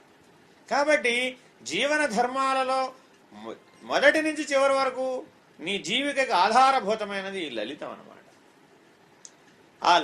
ఆ లలిత అన్న శబ్దమే ఆదిశక్తి స్వరూపం. ఈ లలిత అన్న శబ్దం ఏమిటి? ఆవిడ భువనేశ్వరి పీఠానికి గుర్తు అనమాట. అక్కడే బిందుత్రయం పుట్టింది, అక్కడే మండలత్రయం కూడా పుట్టింది. అది పద్మనాభం అంటే. అంతేగాని తామర పువ్వులో మధ్యలో ఉన్నటువంటి దుద్దు అనే పోలిక ప్రతీకాత్మకం, అంటే ఉపమానంతో చెప్తుంది అనమాట. కానీ అసలు వాస్తవంగా ఏం చెప్తున్నారు? అంతకుముందు ఏం చెప్పారు? శాంతాకారం భుజగశయనం పద్మనాభం. దివ్యత్వం ఉత్పన్నమైంది. ఆ దివ్యత్వం ఏమైందంటే ఇప్పుడు బిందుత్రయముగా మండలత్రయముగా మార్పు చెందింది. సృష్టి ఆరంభ స్థితిని బోధిస్తున్నారన్నమాట ఆ పద్మనాభ స్థితిలో. ప్రతీకాత్మకంగా కూడా ఏం చెప్పారు? విష్ణువు నాభిలో నుంచి ఇలా తామరపు వచ్చింది, ఆ తామరపు ఇలా ఇలా ఇలా ఉంది, దాని మీద బ్రహ్మగారు కూర్చున్నారు, ఆ బ్రహ్మగారు సృష్టి చేశారు. ఇంతేనా? నిజానికి ఇలా ఉందే? అలా లేదు. ఎక్కడి నుంచి అయితే సోమసూర్య అగ్ని మండలములు ఉత్పన్నమైనయో, సోమసూర్య అగ్ని మండలములు అంటే చంద్రుడు, సూర్యుడు, అగ్ని, ఈ 3 మండలాలు ఉత్పన్నమైనాయి. ఈ 3 మండలాలు ఎక్కడ ఉత్పన్నమైనాయి? శుక్ల, రక్త, ఇంకోటి ఏమిటి బిందుత్రయంలో? మీకు ఆ బోధ లేదు. శుక్ల బిందువు, రక్త బిందువు, సంయుక్త బిందువు అని 3 ఏర్పడ్డాయి. అర్థమైందండి? ఈ 3 బిందుత్రయము, మండలత్రయము, ఈ 2 ఏర్పడిన స్థానం పేరు పద్మనాభి. పద్మనాభి దాని పేరు. మనలో ఒక పద్మం ఉంది. ఏ పద్మమయ్యా అంటే సహస్రారదళ కమలం అవతల అష్టదళ పద్మం ఉంది. దాన్నే భూమా కేంద్రం అని కూడా అంటారు. ఆ అష్టదళ పద్మస్థానమే పద్మనాభి. అదే హృదయనాభి, అదే మండలత్రయ స్థానం, అదే బిందుత్రయ స్థానం. అక్కడ నుంచి సృష్టి ఆరంభమైంది అని చెప్పడం కోసమని నిజానికి ఇప్పుడు విజ్ఞాన శాస్త్రం కూడా అదే చెప్పింది. ఎలా చెప్పింది అంటే వైట్ డ్వార్ఫ్ అనేటటువంటి స్టార్ ఉంటుంది. ప్రతి విశ్వానికి కూడా ఒక గెలాక్సీకి ఒక బ్లాక్ స్టార్, డెత్ అయితేనేమో బ్లాక్ స్టార్, డెత్ కాకపోతే వైట్ డ్వార్ఫ్, వైట్ జైంట్ అనేక పేరుతో పిలుస్తున్నాం. అంటే ప్రకాశాన్ని వెదజల్లుతూ ఉంటుంది అన్నమాట. ఆ ప్రకాశం వెదజల్లేదే బిందువులై నక్షత్రాలుగా మారిపోయినాయి, బిందువులై సౌరమండలాలైనవి, బిందువులై చంద్రమండలాలైనవి, బిందువులై ఆ కోటాను కోట్లంగా విశ్వంగా వ్యాపించి మళ్ళా అదంతా వెనక్కి తీసుకుంటే బ్లాక్ హోల్ అవుతుంది, కృష్ణ బిలం అవుతుంది. అర్థమైందండి? ఇలా ఈ విశ్వ ఆవిర్భావ తిరోధానాల్ని బోధించేటటువంటి శ్లోకమే ఆ శాంతాకారం శ్లోకం. ఇప్పుడు మన వాళ్ళు విజ్ఞానాన్ని బోధించలేదు, అంతరిక్ష విజ్ఞానాన్ని శ్లోకం రూపంలో ప్రతీకాత్మకంగా బోధించారు. కానీ మనకెట్లా ఆనందం అనిపిస్తున్నట్టు చెప్తే ఆనందంగా అనిపిస్తుందా? విష్ణుమూర్తి ఓ పాము మీద పడుకున్నాడు, ఆయన ఎట్లా కమలం వచ్చింది, అక్కడ చతుర్ముఖ బ్రహ్మగారు వచ్చారు, ఆ చతుర్ముఖ బ్రహ్మగారి నుంచి సంకల్ప సృష్టి అంతా వచ్చింది, ఆయన వచ్చిందంతా విష్ణుమూర్తి గారు పోషించాడు. మళ్ళా కాసేపు అయిన తర్వాత బ్రహ్మగారికి విష్ణువు గారికి పోటీ పెట్టాం.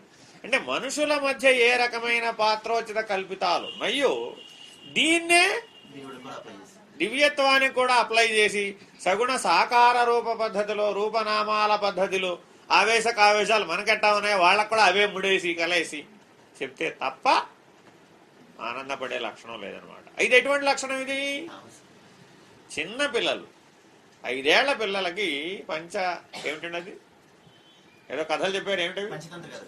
అది పంచతంత్రాలు. ఆ పంచతంత్ర కథలు ఎలా చెప్పారు అంటే రాజ్య పరిపాలన ఎలా చేయాలి అని బోధించదలుచుకున్నాడు ఆ రాజకుమారులకు. రాజ్య పరిపాలన ఎలా చేయాలో ఎడ చెప్తారండి మరి? ఇప్పుడు జంతువులను ఉదాహరణగా తీసుకుని, అడవి జంతువులను ఉదాహరణగా తీసుకుని అలా వేటకి తీసుకెళ్ళి, అలా వ్యాహ్యాడికి తీసుకెళ్లి జంతువులను చూపెట్టి ఆ జంతువుల యొక్క ప్రతీకాత్మకంగా ఇదిగో ఈ జంతువు వీడితో ఇట్ట, ఈ జంతువుతో ఇట్టా మాట్లాడింది, ఈ జంతువు వీడిని ఇట్ట మోసం చేసింది, ఈ జంతువు వీడితో ఇట్ట యుద్ధం చేసింది, ఇట్లా జంతువులను అడ్డం పెట్టుకు చెప్పినటువంటి కథలు పంచతంత్ర కథలు. మరి ఇప్పుడు ఏం బోధించాడంటే ఆయన రాజ్యాన్ని ఎట్లా పరిపాలించాలనే ఉత్తీర్ణులుగా చేయడానికి దీన్ని వాడాడు. మనవాళ్ళు కూడా పౌరాణిక కథల్ని ఆ విజ్ఞాన శాస్త్ర భాండాగారాన్ని అందించాలనే ఉద్దేశంతో పౌరాణిక కల్పనగా చెప్పారు. ఎవరికి చెప్పారు? 8 ఏళ్ల లోపలున్న పిల్లలకు. కానీ మనకున్న బుద్ధి వికాసం 80 ఏళ్ళు వచ్చినా కూడా 8 ఏళ్ల దగ్గరే ఉండటం వల్ల మనం ఆ పౌరాణిక కల్పనలో నుంచి విజ్ఞాన భాండాగారాన్ని వెతికి పట్టలేకపోతుంది. ఎవరైతే మధిస్తారో దీన్ని ఇట్లా మన లోపల ఇట్లా మథనం జరగాలి. ఒకటి చదివాం, ఈ చదివింది ఏం చెప్పాడు, ఏం చెప్పాడు, ఏం చెప్పాడు, ఏం చెప్పాడని మనలో తిరుగుతూ ఉంటే ఏమవుతుంది? ఒక దశకు వచ్చేసేటప్పటికి నువ్వు ఆ మథనే జీవితం అయిపోతుంది. అప్పుడు ఏమైపోతావు?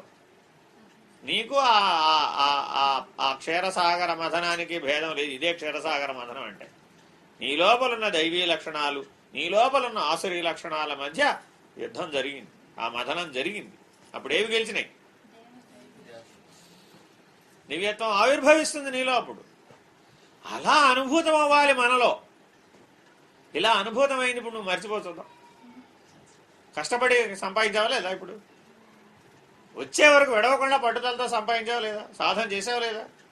ఇప్పుడు అందరూ ఏమంటున్నారు? సంవత్సరం నుంచి ధ్యానం చేస్తున్నానండి, ఏం మార్పు రాలేదండి. ఈ ప్రయోజనం ఉందా? అసలు క్షీరసాగర మథనం ఎన్ని సంవత్సరాలు జరిగిందండి తెలుసా మీకు ఎవరికైనా? పురాణం చదివారా? బ్రహ్మాండ పురాణం చదివారా? సహస్ర దివ్య సంవత్సరాల పాటు మధించేది. సహస్ర దివ్య సంవత్సరాలంటే ఎంత?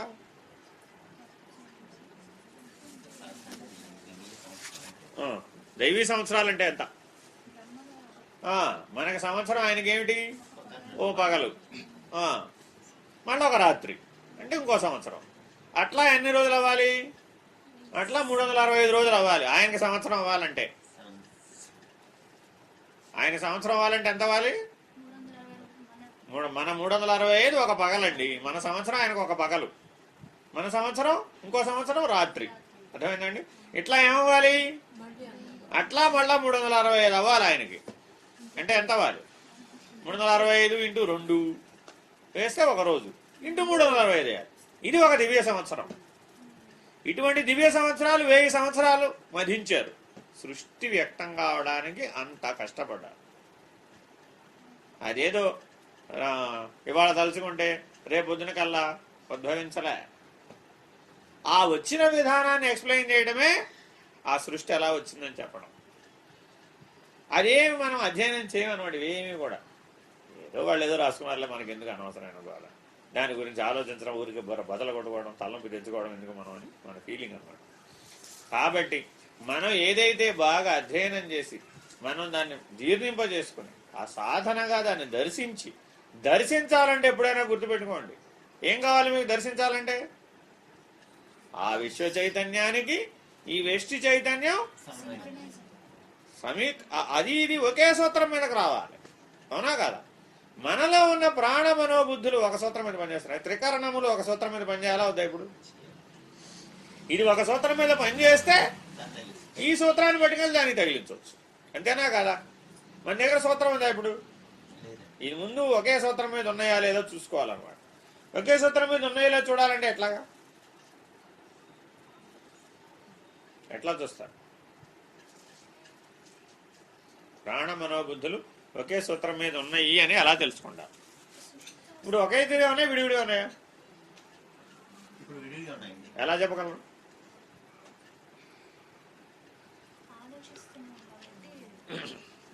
జ్ఞాపకం ఏర్పడితే ప్రాణమన బుద్ధులు సపరేట్గా ఉంటాయి, జ్ఞాపకాలు ఏర్పడతాయి. జ్ఞాపకం ఏర్పడలేదంటే కనుక అది ఆయన ఏదో చెప్తున్నాడు, అదో కొలమానం.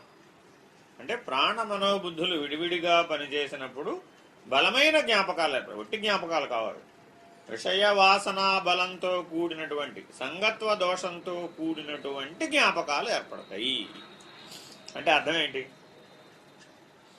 మనలో కొన్ని పనులు చేయొద్దు అని అనిపిస్తూ ఉంటుంది, కానీ చేస్తూ ఉంటాం.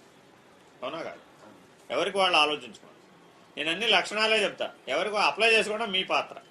అప్లై చేసుకుని సందేహాలు వస్తే మళ్ళీ మీరు వ్యక్తిగతంగా నాతో మాట్లాడడం కూడా మీ బాధ్యత.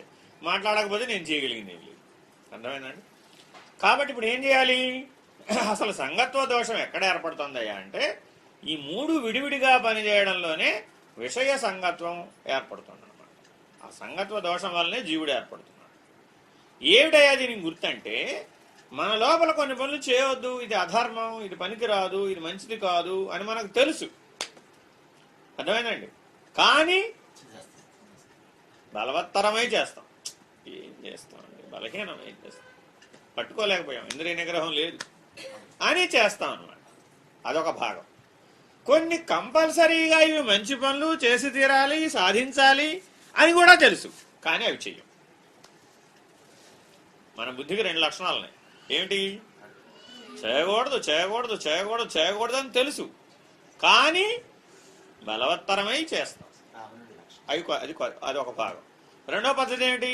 చేయాల్సినవి కూడా తెలుసు, మనకి పొందాల్సినవి కూడా తెలుసు, ఏమి సాధించాలో కూడా తెలుసు, కానీ బుద్ధి వల్ల కదా అన్నమాట. అట్లా చేయడానికి ఒప్పుకోదు. అది అది కష్టం, నేను చేయనుంటుంది. పిల్లాడిని చూడండి, ఎక్కాలు కింద నుంచి పైకి చదవమంటే ఏమంటాడు? కింద నుంచి పైకి చదవడు. మా టీచర్ ఒప్పుకోలేదు అసలు, నేను పైనుంచే కింద. అవునా? మరి కింద నుంచి పైకి నేర్చుకోరా, నీకు తెలివితేటలు పెరుగుతాయి అని చెప్తే వాళ్ళు ఏమంటాడు? అసలు ఎక్కాలి ఎందుకు, 1వ క్లాస్ తర్వాత ఎక్కాలి ఎవడు అడగడు. అంటే ఎప్పటికప్పుడు ఏం జరుగుతుంది ఇప్పుడు?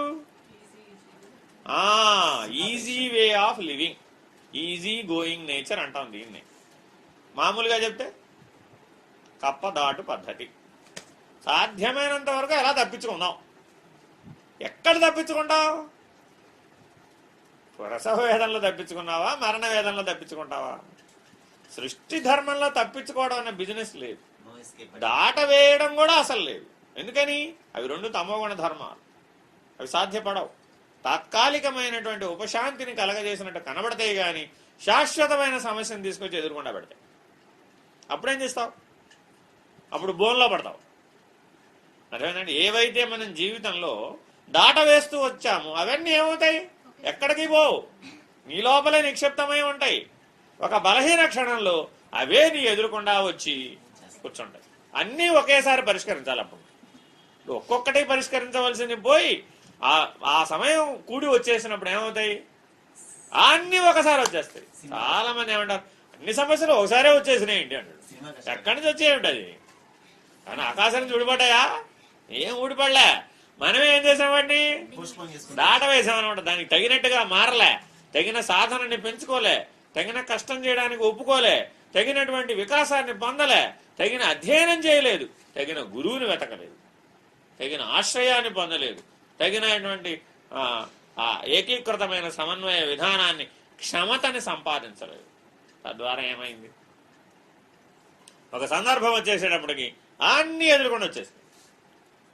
ఏం చేయమంటారండి? ఏం చేయమంటారు? ఏం చేస్తావు అప్పుడు? నువ్వు ఇప్పుడు బోన్లో చిక్కుకున్నట్టు చిక్కుంటావు, వేఅవుట్ లేదంటావు. అప్పుడు ఏం చేయమన్నారు? ఒకటే వేఅవుట్. అప్పుడు ఉదాసీనంగా ఉండగలగడమే. ఎందుకనిట? ఆ ఉదాసీనం సాక్షిత్వ లక్షణం. సాక్షిగా ఉన్నవాడిని భూప్రపంచంలో ఏది ఏమి చేయజాలదు. వాడిని ఏది అసలు ఈ మూడవస్థలు కాదు కదా, మరణం కూడా వాడిని ఏం చేయలేదు. అటువంటి సాక్షిత్వం అనేటువంటి రాజౌషధాన్ని వాడితే తప్ప దాంట్లో బయటికి రాలేదు. అది వాడితే దాని రిపర్కషన్స్ ఉండవా? రాజౌషధం వేసామండి, అప్పుడు శరీర ప్రాణ మనోబుద్ధులు వేదన పొందవా? తీవ్రమైన ఔషధాలు వాడితే ఏమవుతుంది? తీవ్రమైన జబ్బు వచ్చిందండి, తీవ్రమైనటువంటి ఔషధాలు వాడాలా వద్దా? వాడకపోతే ఎట్టా మరి బాగుపడతావు? వాడితే ఏమవుతుంది? Side effects. అది సైడ్ ఎఫెక్టా లేకపోతే యాక్చువల్గా నీలో వికాసాన్ని పూర్తి చేయడమా? నీలో ఉన్నటువంటి వికాసాన్ని పూర్తి చేయడం, ఆ ట్రాన్స్ఫర్మేషన్ కంప్లీట్ అవ్వాలి ఎప్పటికైనా. నువ్వు అప్పుడే ఒక్కొక్క సమస్యని పరిష్కరించుకొస్తే ఆ ట్రాన్స్ఫర్మేషన్ ఈజీ అయిపోయింది. ఎప్పుడైతే అలా అవ్వలేదు నువ్వు, ఏమవుతుంది? రాజౌషధాలు వాడక తప్పదు. వాడితే ఏమవుతుంది? తగినటువంటి వికాసం అంతా ఆ సమయంలో ఒకే క్షణంలో పొందవలసి రావచ్చు, ఓ సంవత్సరంలో పొందవలసి రావచ్చు, ఓ జీవితకాలంలో పొందవలసి. కొంతమందికి జీవితకాలం కష్టం. నన్ను అడిగితే అలాంటి వాళ్ళు నాకు తెలుసు ఇక్కడ ఎవరు లేరు. అలాంటి వాళ్ళు నాకు తెలుసు. అనుదినము సమస్యలు ఉన్నటువంటి వాడు, అనుక్షణము సమస్యలు ఉన్నటువంటి వాడు. దానికి అవుట్ లేదు, వే అవుట్ లేదు. ఉదాసీనంగా ఉండటం తప్ప వేరే వే అవుట్ లేనే లేదనమాట. ఆ ఉదాసీన లక్షణాన్ని నేర్పడానికి సంవత్సరాలు పడుతుంది, అది నేర్చుకోవడానికి సంవత్సరాలు పడుతుంది. అది ఎప్పుడు నేర్చుకోగలుగుతామంటే ఈ 3 ఏకసూత్రం మీద ఉంటేనే వీలవుతుంది, లేకపోతే వీలుగా. శరీర ప్రాణ మనోబుద్ధులు 4 కూడా ఏకసూత్రం మీద ఉండాలి. ఉంటేనే ఉదాసీనుడే ఉంటాం, ఉంటేనే సాక్షిగా ఉంటాం. ఈ 4 ఏ ఒక్కటి పక్కకు తప్పుకున్నా మళ్ళా అది ఆ బోన్లో చిక్కుకుంటుంది, మళ్ళా దాని చేత బాధించబడుతుంది, మళ్ళీ సంస్కారం ఏర్పడుతుంది, మళ్ళా వాసనాబలం ఏర్పడుతుంది. అట్లా ఇలా జన్మ పరంపర మళ్ళా పుడుతూ పోతూ వస్తూ పోతూ. కాబట్టి ఈ జన్మలో తల్లి గర్భాన్ని ఆశ్రయించాను, తల్లి పాలు తాగవలసిన అవసరం ఏర్పడింది, దాని చేత పోషించబడవలసినటువంటి సందర్భం వచ్చింది. ఇక మరలా మరుజన్మలో అటువంటి సందర్భం రాకుండా చేసుకోగలిగేటటువంటి జీవన విధానాన్ని నేను ఆశ్రయించాలన్నవాడే ముముక్షు.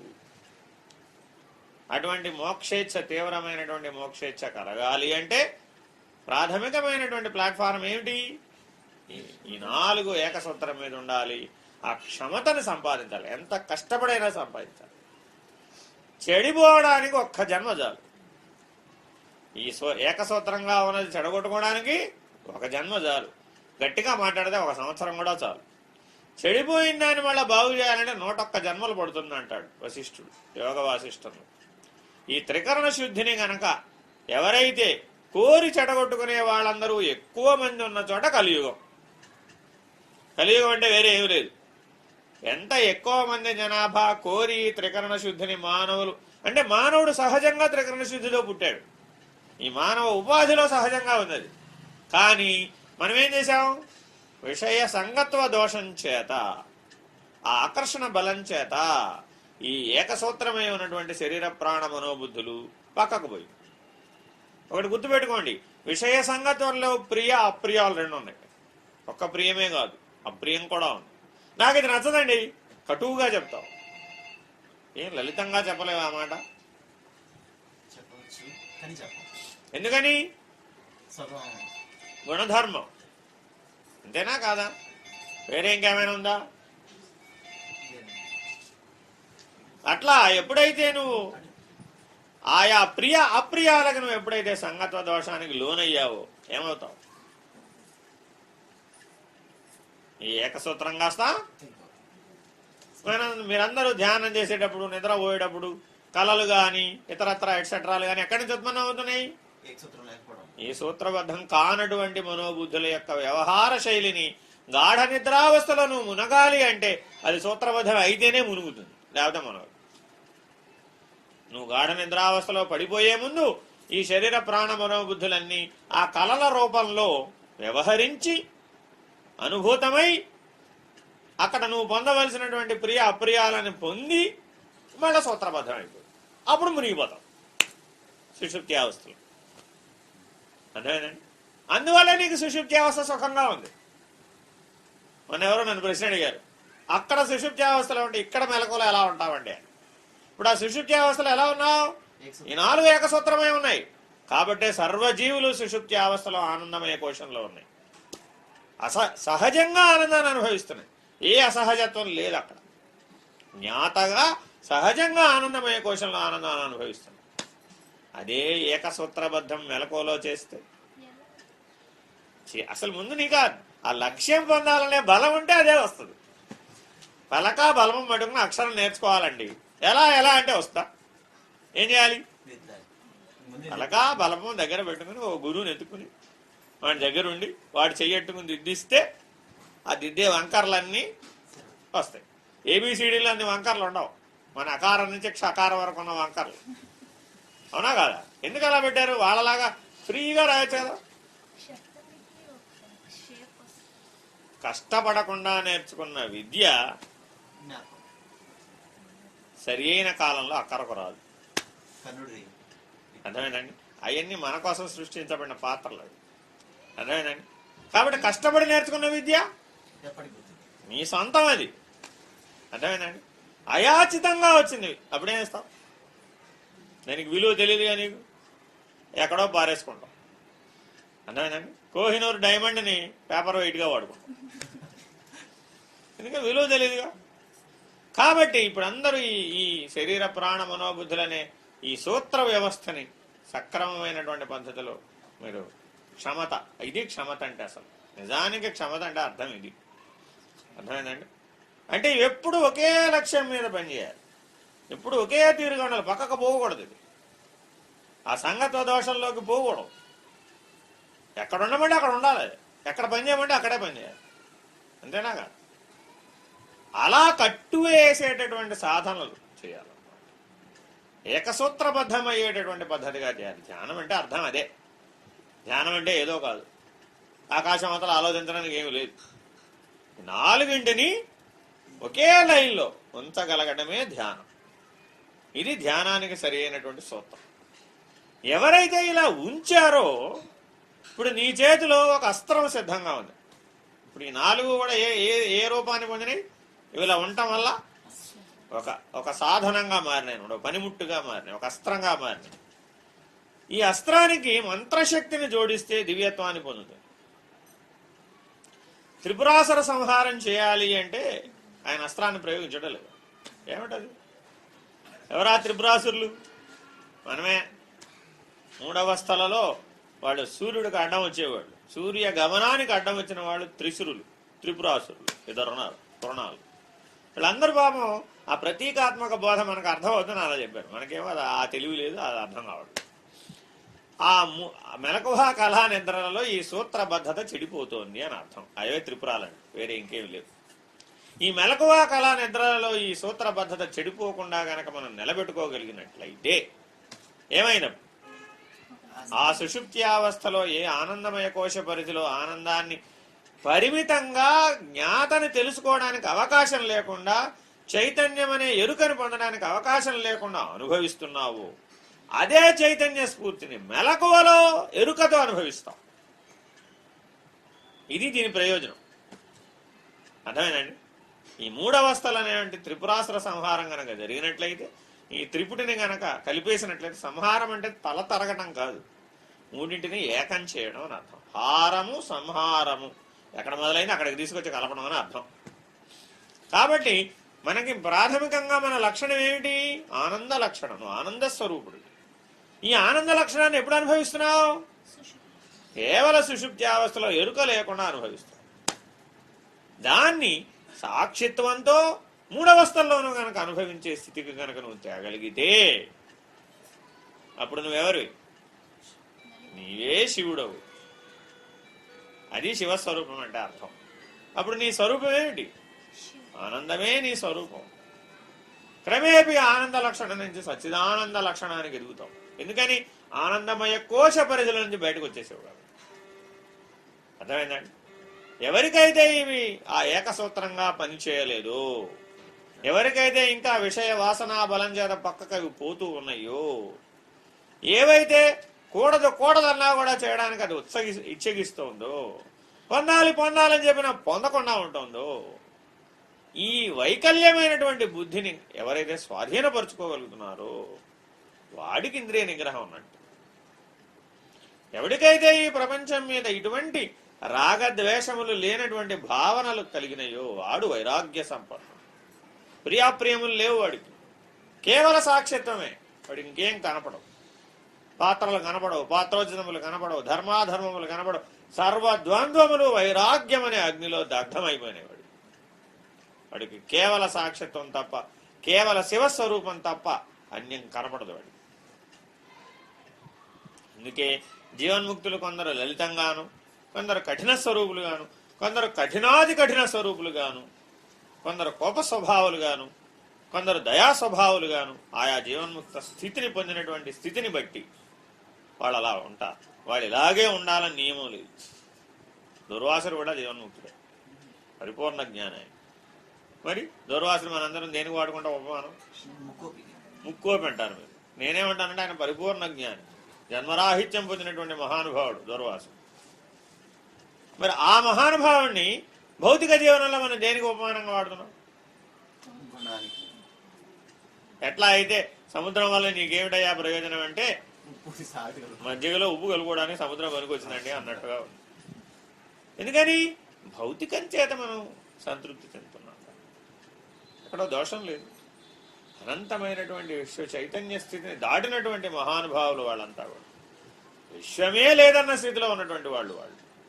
మనం విశ్వ చైతన్యానికి దారేసుకోవడానికే మన వల్ల కావట్లేదు. ఎక్కడో తేడా లేదు. కాబట్టి మన భారతదేశంలో ఉన్నటువంటి విజ్ఞాన సంపదని, మన దేశంలో ఉన్నటువంటి సనాతన ధర్మాన్ని నిజ జీవితంలోకి ఆకళింపు చేసుకో. ముందు మనలో ఈ లక్ష్యం బలంగా స్థిరపడాలి. నేనేమైనా సరే వీటిని ఏకసూత్రం చేయాలి. ఈ ఏకసూత్రం చేయడానికి ఏదైనా అడ్డు రానివ్వండి, అది నాకు అవసరం లేదు అని త్యజించగలిగేటటువంటి సమర్థత రావాలి. ఆ ఇంద్రియ నిగ్రహం, ఆ వైరాగ్య బలం ఏనాడైతే నీకు ఉత్పన్నమైందో ఆ రెండు రెక్కల చేత ఏం చెప్పాడండి? నీ జ్ఞానం కావాలని ఏం చెప్పాడు? అభ్యాస వైరాగ్యముల చేతనే జ్ఞానం లభిస్తుందని భగవద్గీతలో స్పష్టంగా చెప్పాడా లేదా? కర్మయోగంలోనే చెప్పాడు అది కూడా. ఎందుకని? నువ్వు కర్మ చేసేటప్పుడు నేను కర్త నేను కర్త నేను కర్త అంటావు, అనంగానే అది పక్కకి పోదు. నాహం కర్త నాహం కర్త హరే కర్త, ఈశ్వరుడే కర్త అనే నిష్కామ కర్మ లక్షణాన్ని పూనకపోతే నువ్వు ఇది ఏకసూత్రబద్ధం ఎలా చేస్తావు? కాబట్టి మనలో ఎంత బలీయంగా ఉండాలయ్యా అంటే, అయ్యో ఈ ఒక్కరోజు పోయింది, ఇవి ఏకసూత్రం చేయడానికి ఒక రోజు గడిచిపోయింది, ఇంకెన్ని రోజులు ఉంటావు, ఎన్ని క్షణాలు ఉంటావు నీకు తెలుసా? తెలియదు కదా. కాబట్టి ప్రతి ఒక్కరూ కూడా ఈ సమన్వయ స్థితిని సాధించాలి, ఈ క్షమతాన్ని సాధించాలి. ఈ క్షమన్న లక్షణమే మానవ జీవితానికి ఎంతో మూల కేంద్రమై ఉన్నది. అటువంటి దాన్ని మీరందరూ కూడా ఎంత తొందరగా సాధిస్తే, సాధన ఎప్పుడైనా గుర్తుపెట్టుకోండి, సాధన బహిరంగం కాదు, సాధన ఆంతరికం. జీవన్ముక్తి అన్నది ఆంతరికము, బహిరంగం కాదు. నీ లోపల ఉండాలి ఆ అనుభూతం, ఆ ముక్తావస్థ, ఆ స్వేచ్ఛ. రెప్పపాటులో ఆ పైన ఉండగలిగే సమర్థుడవై ఉండాలి, రెప్పపాటులో. ఎందుకని? మరణం రెప్పపాటు కంటే తక్కువ కాలంలో వచ్చే అవకాశం. ఆ మరణం, ఆ మృత్యువు వచ్చి ఆవహించే లోపలే నువ్వు అవతల ఉండగలగాలి. అంత సమర్థుడవై ఉండాలి. వాడు మృత్యువుని జయించిన వాడు. మరి అప్పుడు శివస్వరూపుడువేగా. అట్లా నిన్ను ప్రోత్సహిస్తుంది వేదాంతం, అట్లా ప్రోత్సహిస్తుంది తత్వజ్ఞానం. ఇప్పుడు ఏం వదిలి పారిపోమండి? ఏం వదిలి పారిపోమనిలే. ఎక్కడికి పోతావు? ఎక్కడికి పోయినా నువ్వు నీ సంసారం నీతో పాటే వస్తుంది. నువ్వు అడవికి పోయినా, అమెరికాకి పోయినా, మనిషికి పోయావంటే నీతో పాటు నీ శరీర ప్రాణ మనోబుద్ధులు నీతోనే వచ్చినాయి కదా. కాబట్టి సంసారం అంటే ఎక్కడుంది? నువ్వే. నీ సంసారానికి ఆలవాల నువ్వే, ఆశ్రయం నువ్వే.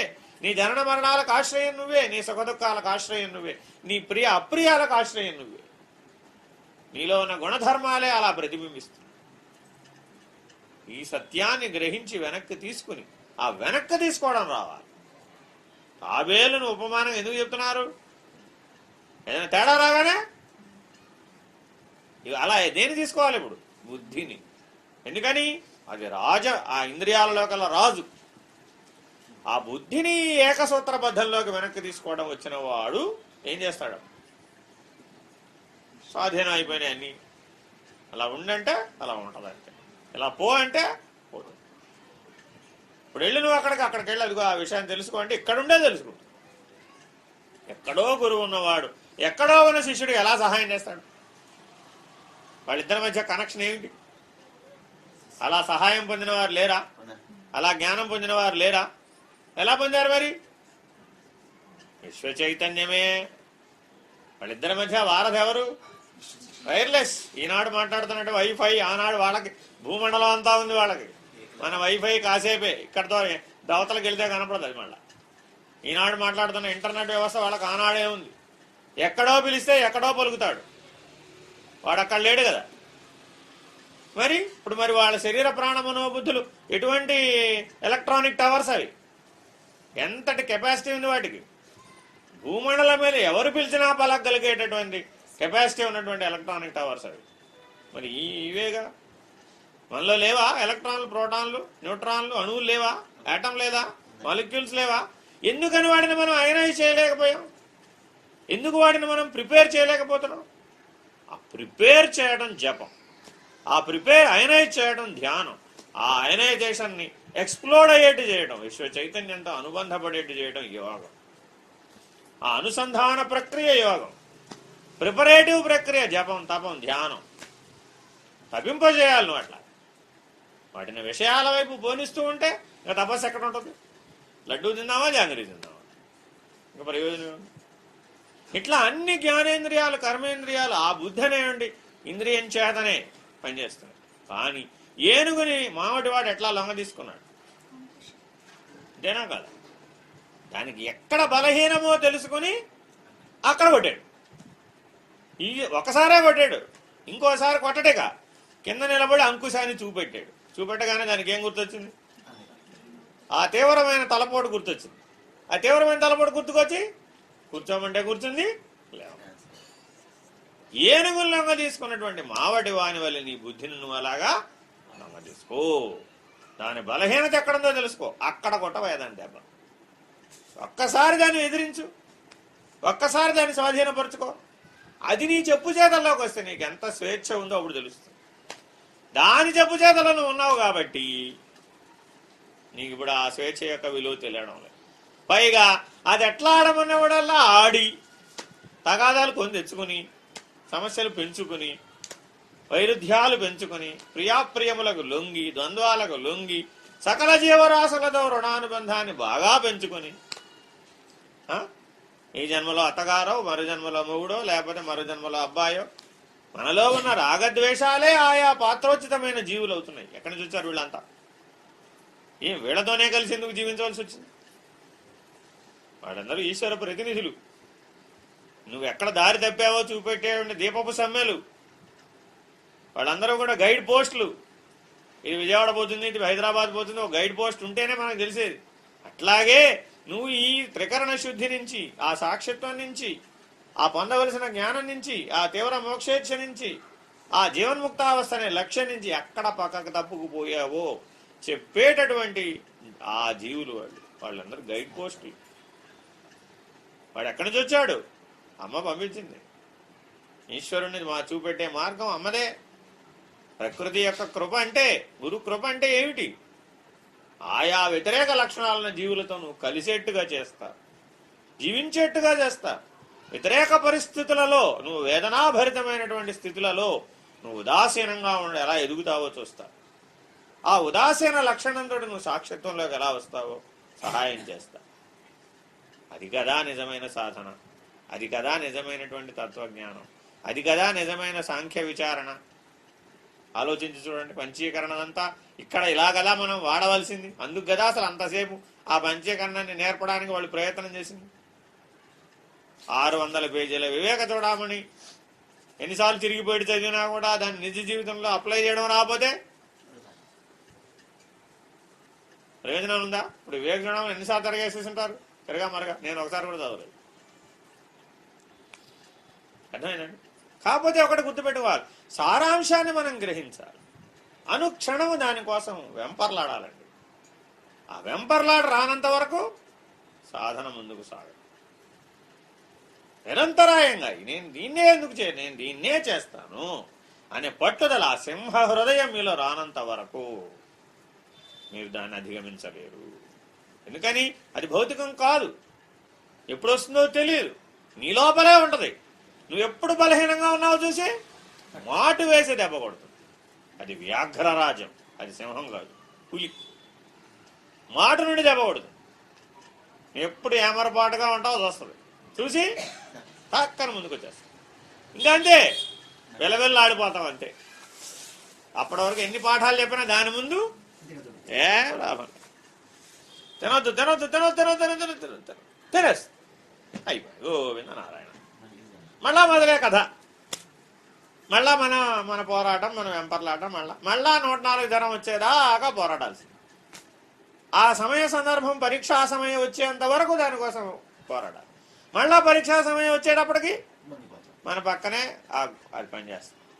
ఇట్లా ఈ అభ్యాసాన్ని మనం గమనిస్తూ, సాక్షిగా ఉండి గమనిస్తూ ప్రయత్నం చేసే కొద్దీ మనలో ఏ బలం పెరిగింది? ఇప్పుడు క్షమత పెరిగిందనమాట.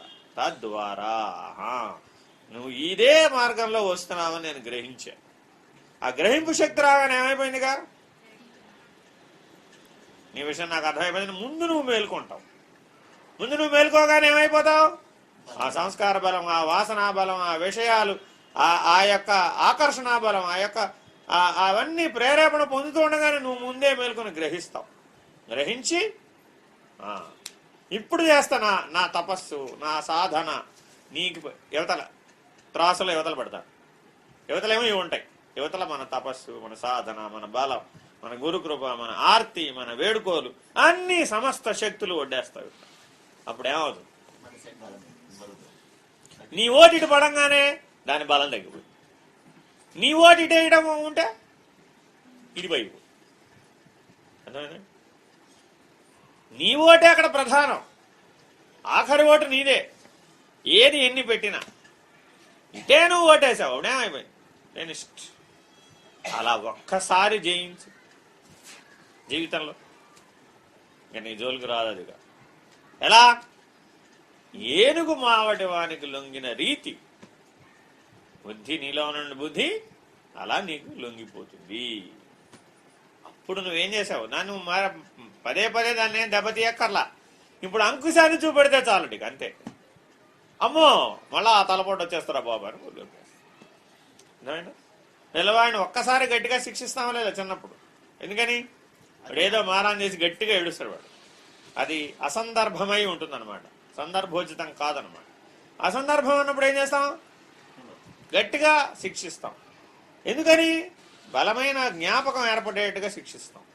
ఈసారి వాడికి ఏమవుతుంది? ఏయ్ అనగానే అమ్మో అమ్మ కొడుతుంది అనేటువంటి దృక్పథం వాడిలో ఏర్పడుతుంది. తద్వారా ఆ రకమైన ప్రవర్తనలోకి వెళ్లకుండా ఉంటాడు. అక్కడ ఎలా చేసామో ఇక్కడ లోపల మాత్రం అన్నీ బయట చేయగలుగుతున్నామండి. అది ఇచ్చిన తగాదా, అది మన లోపల మనం చేయలేము. నిజానికి అంతర్ముఖ ప్రయాణం అంటే విశ్వ చైతన్యంతో ఏకీకృత అనుసంధానం పొందినటువంటి వ్యష్టి చైతన్యం విశ్వ చైతన్య కేంద్రంలోకి ప్రయాణం చేసి తనను తాను పోగొట్టుకుని విశ్వ చైతన్య మూల కేంద్రం వైపు ప్రయాణం చేసి చైతన్యరహిత స్థితిని తెలుసుకోవడం అనే దాకా చేరుతోంది. అది అంతర్ముఖ ప్రయాణం అంటే. ఇప్పుడు మనం అంతర్ముఖ ప్రయాణంలో ఎన్ని అడుగులేసాం? ఎవరికి వాళ్ళు విచారణ చేసుకోవాలి.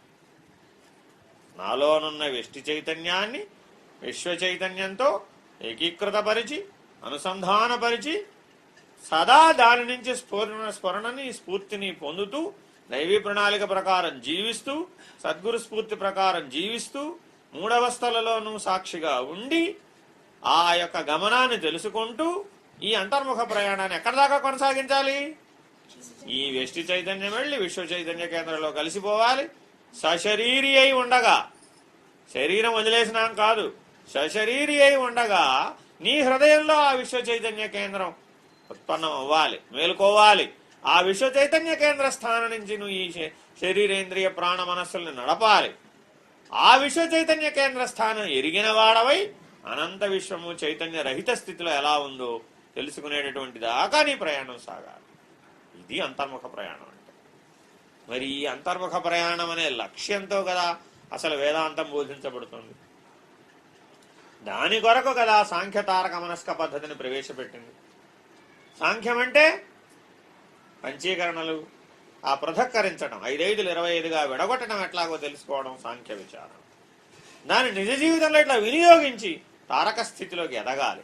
తారకం అంటే ఎక్కడ ఉంది అనుకునేరు?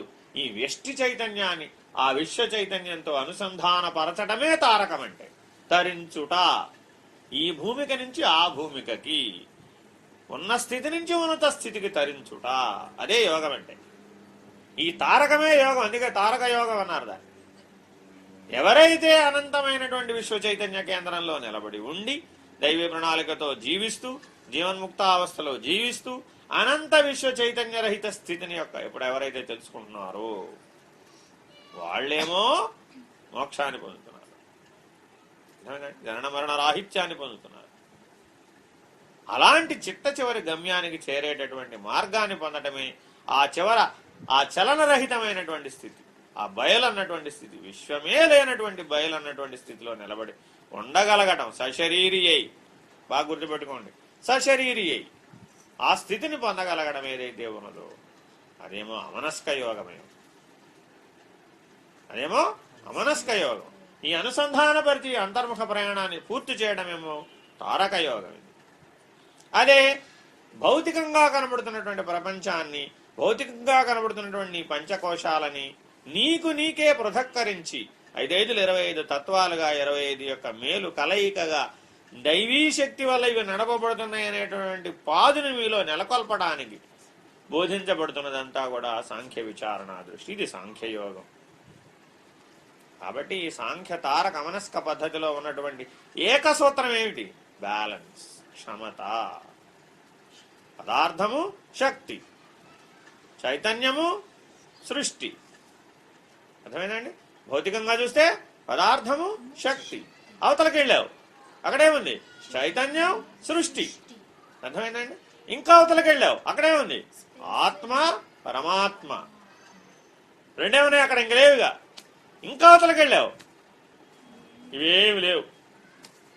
ఇలా అవతలకి దాటడం, ఇది ఉన్న స్థితి నుంచి ఉన్నత స్థితికి దాటడం. ఎవరికి వాళ్ళు మిమ్మల్ని మీరు ఇట్లా గమనించుకోండి.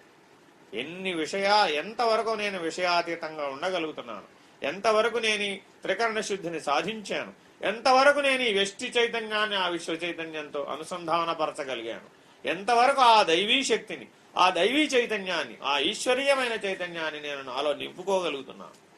అన్ని ఆరాధనలలో, అన్ని భక్తి మార్గాలలో అన్నింటిలో ఉన్నది ఈ విశ్వ చైతన్యాన్ని నీలోకి ఆవహింపజేసుకోవడమే, ఆహ్వానం పలకటమే.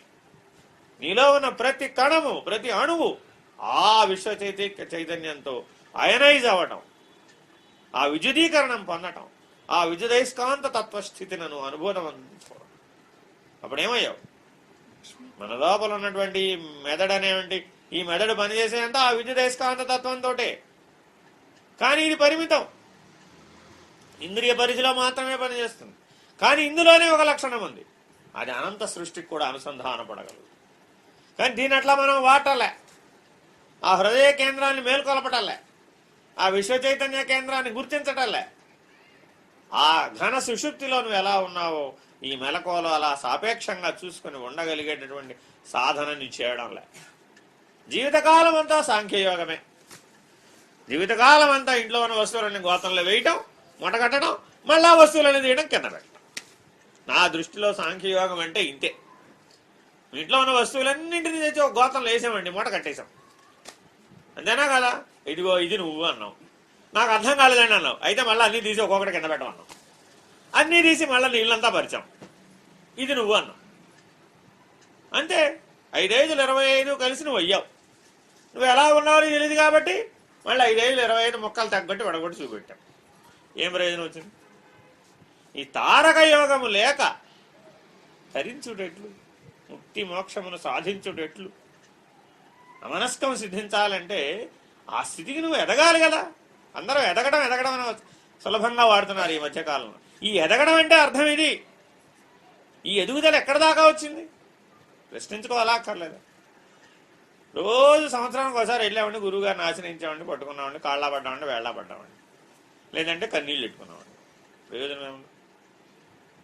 ఇవన్నీ నీకు అవసరమే, నేనేం కాదన్ను. నీ పరిణామంలో అవన్నీ అవసరమే. కానీ ఎండ్ రిజల్ట్ ఎక్కడికి తేలేం. ఈ సంవత్సర కాలం ముగిసిపోయింది, బ్రహ్మగారికి ఓ పగల ముగిసిపోయింది. ఇంకో సంవత్సరం గడిచిపోయింది, బ్రహ్మగారికి ఓ రాత్రి గడిచిపోయింది. ఓ రోజు అయిపోయింది ఆయనకి.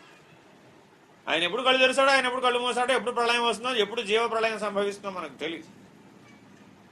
మరి మన ఆయుర్దాయం ఎంత? ఒక దివ్య సంవత్సరం ఉంటుందా? మన మానవ సంవత్సరాలు శతాయుర్దాయమే. అందులో సగకాలాన్ని తీసేసి సగకాలం అవిద్యలో, సగకాలం అజ్ఞానంలో, సగకాలం నిద్రలో, అన్నీ పోగా మిగిలిన జ్ఞానకాలం ఎంత, సాధన కాలం ఎంత? కాబట్టి ప్రత్యేకంగా అరగంట 20 నిమిషాలు 10 నిమిషాలు రామకోట రాశానండి, లేకపోతే కాసేపు ఏదో 10 నిమిషాలు ధ్యానం చేశానండి, 10 నిమిషాలు మంత్ర జపం చేశానండి, కాసేపటికి ఒక దీపారాధన ఇచ్చానండి, ఓ అరటిపండు నైవేద్యం పెట్టానండి, ఆ అరటిపండు కల్లా నాకు మోక్షం ఇచ్చేయాలండి. పత్రం పుష్పం ఫలంతో యోమే భక్త్యా ప్రయచ్చతి తదహం భక్తి ఉపహృతం అద్నామి ప్రియతాత్మన.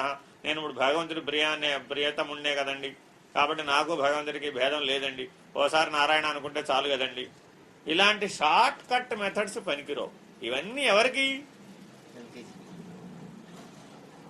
ఎవరికైతే సాంఖ్యతారక మనస్క యోగ విధికి పనికిరారో, సాధకులుగా పనికిరారో, సాధన చతుష్టయ సంపత్తి లేదో, వాళ్ళు ఏబిసిడీలు కూడా నేర్చుకోవడానికి అర్హులు కారో. అంటే 3 ఏళ్ల పిల్లాడికి ఏం నేర్పుతాం, 2.5 ఏళ్ల పిల్లాడు ఏం నేర్పుతాం? ఆ వయసులో మనం ఎట్లా అయితే వాడికి మాటలు నేర్పుతున్నామో, సాధకులుగా అలా సంతృప్తి పడటం ఆ 2.5 సంవత్సరాల వయసుకు సంబంధించిన వికాసం లాంటిది. ఇంకా నేను పొద్దున్న దీపం హారతి ఇచ్చానండి, సాయంత్రం కర్పూర హారతి ఇచ్చానండి, కార్తీక మాసంలో ఉసిరికాయ హారతి ఇచ్చానండి, లేకపోతే దోసకాయ హారతి ఇచ్చానండి, లేకపోతే ఉసిరి చెట్టుకి హారతి ఇచ్చానండి, ఉసిరి చెట్టు నేను అవన్నీ చేయవద్దని కాదు, చేయండి. చేస్తే నువ్వు ఏ వివేకంలో ఉన్నావో నీకు బోధపడాలి. నీకు సంతృప్తి అక్కడే కలుగుతున్నప్పుడు నీ బుద్ధి వికాస స్థాయి ఏ స్థాయిలో ఉందంటే 3 years. నీకు 30 ఏళ్ళు వచ్చినా, 300 ఏళ్ళు వచ్చినా, 3000 ఏళ్ళు వచ్చినా కూడా ఆ బుద్ధి వికాసానికి పారామీటర్ ఎక్కడ పెట్టారు? అప్పుడు నువ్వు సాంఖ్యయోగానికి పనికిరావు. అర్థమైందండి? సాంఖ్యయోగానికే పనికిరాని వాడు ఎక్కడ పనికొస్తాడుగా? కాబట్టి జ్ఞాన మార్గం అనేటటువంటిది కత్తి అంచు మీద నడవడం లాంటిది. దీనికి సిద్ధపడ్డవాళ్లే ఈ మార్గంలో నడవగలుగుతారు. ఇది అత్యంత కఠినమైనదే. అత్యంత ఏమని చెప్పాలి అంటే, సరిగ్గా మాట్లాడాలి అంటే, రెప్పపాటు క్షమత లోపించినా కూడా తల తెగిపోతుంది. కాళ్లతో నడవు. ఎక్కడ నడవడం అంటే అందరూ కాళ్లతో అనుకుంటారు. జ్ఞాన మార్గంలో కాళ్లతో నడుస్తావు, బుద్ధితో నడుస్తావు, వివేకంతో నడుస్తావు. రెప్పపాటు ఏమరపాటుగా ఉంటే పెద్ద పాము, మళ్ళా వైకుంఠపాడిలో ఒకటికి వచ్చేస్తావు. అంతే. ఈ రకంగా జ్ఞాన మార్గం ఎంత విశాలమైందో, ఎంత వివేకశీలమైందో, అందులో ఏమరపాటు లేకుండా అప్రమత్తంగా నడవలసినటువంటి సాధకుడు కూడా అలాగే ఉండాలి. కాబట్టి నిరంతరాయంగా ప్రయత్నించాలి. ముఖ్యంగా వాడు ప్రతి క్షణము, ప్రతి శ్వాసకి ప్రయత్నం చేసే సమర్థుడై ఉండాలి. నేను ఈ జన్మలోనే మోక్షం సాధించాలని మాటకి వాచా వేదాంతం చాలదు. ఇక్కడ నేను కాసేపు అది చదివానండి, కాసేపు ఇది చదివానండి. ఈ తాత్కాలికమైనటువంటి ప్రయోజనం, తాత్కాలికమైనటువంటి ఉపశాంతికి సంబంధించినటువంటి పారాసెటమాల్ టాబ్లెట్స్ పనికిరావు. వీళ్ళు అర్థమైందండి? అటో ఇటో తేల్చుకోవడానికి సిద్ధపడ్డవాడే జ్ఞాన మార్గావలంబీకుడు. ఇకపై ఒక నియమం చేద్దాం. నా క్లాసుకి కేవలం జ్ఞాన మార్గావలంబీకులు మాత్రమే రండి. సిద్ధపడ్డవాళ్ళు రండి.